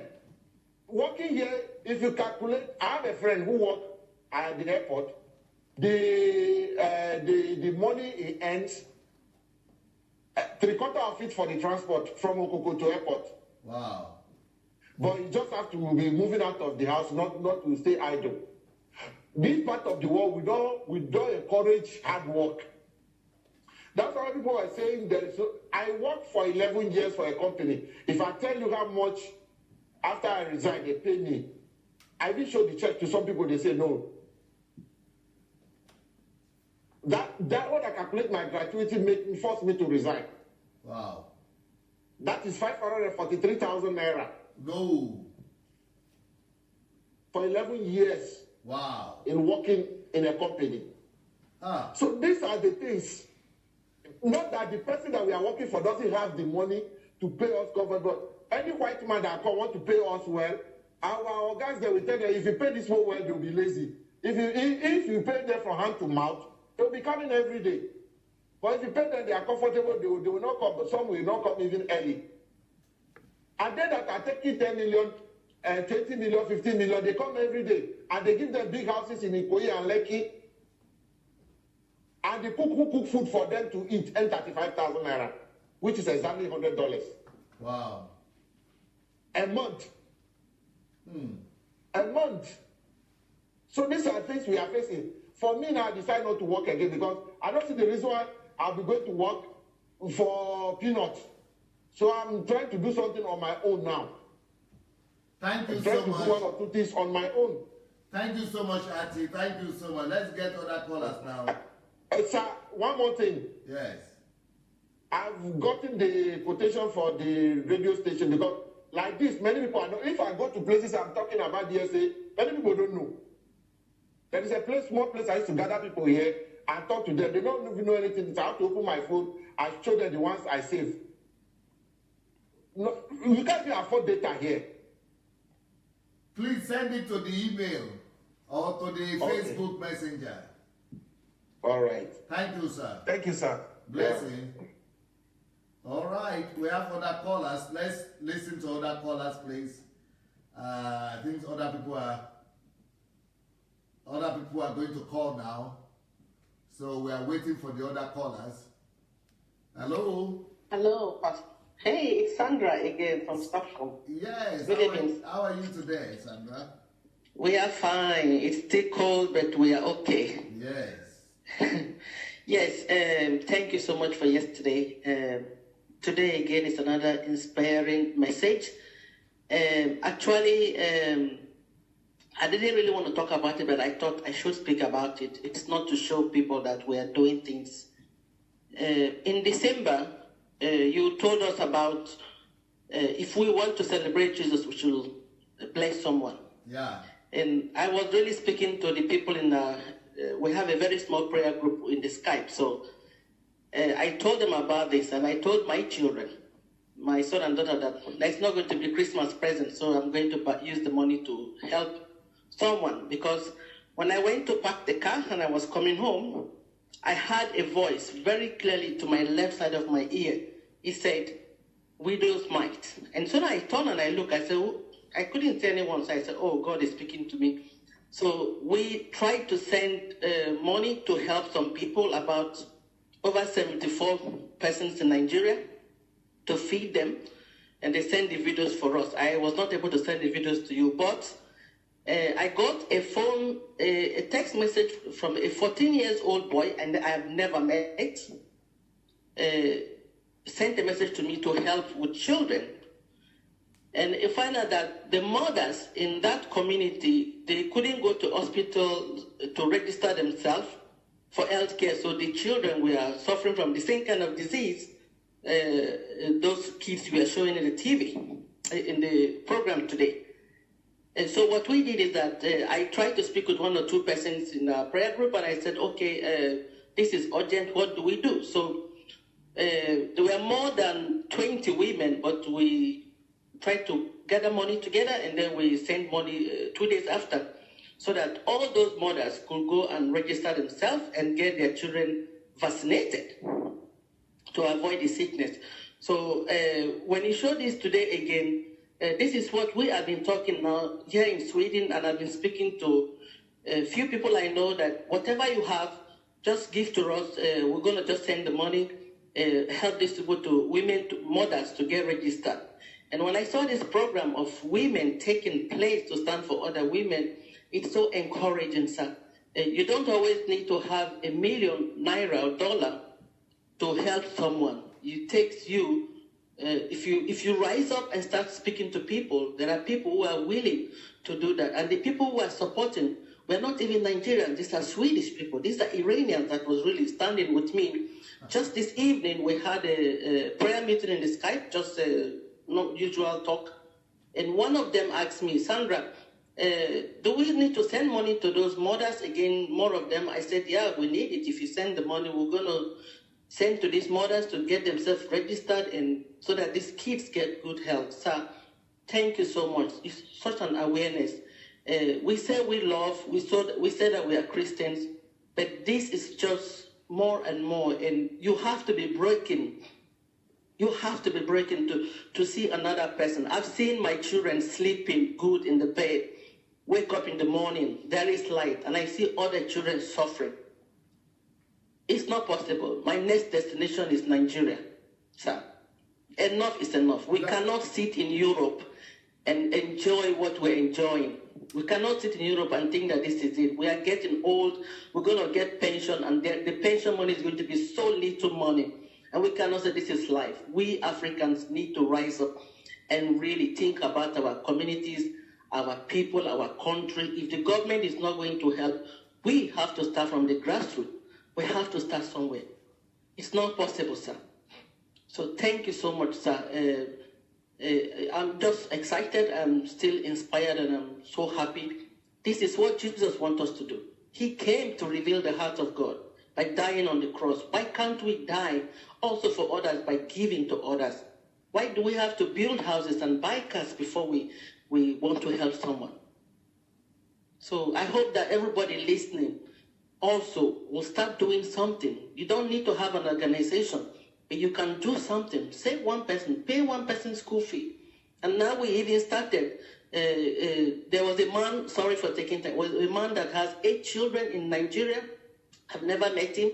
He was almost kicked out of his house. Somebody called me from one of these organizations we're helping, and the 7 kids were out of school. So we have to pay for the school, the house rent for 1 year, and also for all the 7 children to go back to school. Wow. So please, brothers and sisters, let us stand for our nations. So thank you, sir, for one more time. Thank you, Sandra. So have you registered for the Nigerian project? No, I was trying to register, but I don't know. It was so much things to write there, so I couldn't get everything properly. But I'm going to register it now. So yeah, it's my blog, SundayAdelajablog.com. facebook.com/Nigeria. Yes, sir. I will do that. I've been inside. I was trying to write some things, but some things I couldn't get properly. So I said, okay, I'll wait. I will ask questions. So I will go back and fill the forms properly, sir. Okay. Thank you so much. Now. Thank you so much. All right. Yeah. So if you have not registered for the Nigerian Transformation Project, go to my blog, SundayAdelajablog.com/Nigeria. To visit Ukraine/visit. To join the mentorship class/mentorship. Okay, we have another caller here. Hello, is Nkechi from London? How are you, my dear sister? I'm very blessed, thank you. And how are you, sir? Well, trying my best. Yep. You are really doing very well.